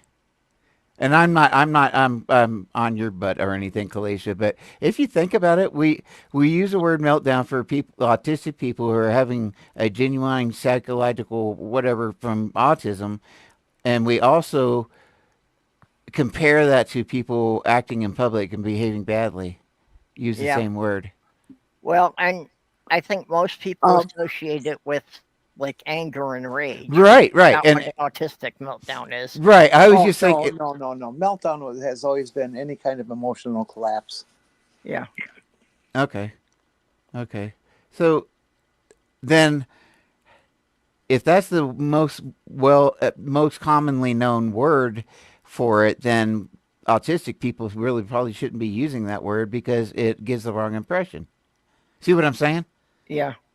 Well, for me personally, I don't really have the meltdown so much as I usually have the freeze. I melt down. Yeah, well, that's why I need Sloth Girl with me, even for family gatherings. Because if I freeze up, she knows how to get me out to the car. Okay, yeah. I froze up. And at that point, I am in a state that I will just freeze in place. And I do that. I will not be able to. Something is lost in the process between my brain giving commands and my body doing anything. That without a physical push, I cannot start walking. My brain shuts down to where it doesn't want to do anything. It just doesn't. And like you said, it if I'm pushed or whatever, but I also have like the kid acting up in the parking lot, this 10-year-old or throwing a temper tantrum. I have those kinds too, as a 53-year-old man, and it's very embarrassing. And it is embarrassing. And I hurt people that way. Yeah, well, I can understand that there's a lot of adults with autism who do wind up having that problem, and public meltdowns like that just look like a temper tantrum. I was trying to control myself while I had to go out to the store just recently. Well, think of this: if it was the '60s, I would be in a insane asylum because of having meltdowns. You're already in one. The last one I don't think was closed called down. The World. I'm sorry, guys. I gotta go. Okay, it's been really great hanging out. I just can't stay much longer. It's almost 6:30 here, and I gotta go eat some food before I have a oh no faint down. Kalasia, by no means. It was okay. I'm autistic. So, I was making. See you, everybody. Catch the transpositions tomorrow at 8:00 Eastern, midnight Coordinated Universal Time (UTC), however that fits into your thing. And love you all. Have a great week. Later. And a great rest of your day. Bye. See you, Steph. Well, we can talk about this autism thing in Saturday, since that's the topic. I'm going to get going too. You guys take care. Yeah, let's do the wrap up here. So, all right, sounds good. Love you very much. I left my Ko-fi thing in there. If you want to throw me some cash, my Social Security payments got cut by $200 frickin'. What? My Social Security retirement payments got cut by $200 fucking a month. How did they justify cutting it? I have no idea. That's messed up. I'm sorry to hear that. Yeah, me Yeah. It's hard enough to live on the little they give you. Yeah, Yeah. really. I'm looking at getting $800 a month. Woo! Ooh, don't spend it all in one place. Oh, jeez. Oh, half your rent, huh? Yeah. Well, Well, I couldn't do it on my own. I live with my wife and she works, but I couldn't do it on my own. There's no way. yeah, it was just with the cost of living increase 2 years ago that just barely pushed mine above 1,000. And Jen, you are ruthless. Oh my goodness, you are so ruthless. You don't ever know when it's coming. And then all of a sudden you just like pop off with something that is totally unexpected and it messes with my brain. Okay, Dave, what have you got going? Yeah. Do your wrap up. Okay. All right. I'm going to get out of here. I'm going to start my show in about half an hour or so. And that's going to be on YouTube and TikTok and all that stuff. And I will wrap it up. Hey, well, I got a few things got in the pipeline. I haven't anything quite settled yet exactly what I'm going to be doing in the gardening channel, but next Monday is Molly's birthday. She'll be 3 years old. Yay! And that's pretty interesting. That's pretty interesting considering our next show is going to be International Guide Dog Day. Yep. Oh, cool. Aw. So maybe I'll go down to the dog bakery and get her a cake. All right, I'm gonna scoot. The only thing I got going is on Sunday, What the Beck at 5 o'clock Central Time, and that's that. Be gay, do crime, don't get caught. Okay, and yeah, Saturday we're going to be doing another autism stream after Godless Granny, a half an hour after Godless Granny wraps up. And yeah, we're going to be talking about the autistic meltdowns this week. And then, of course, be back here at the same time next week.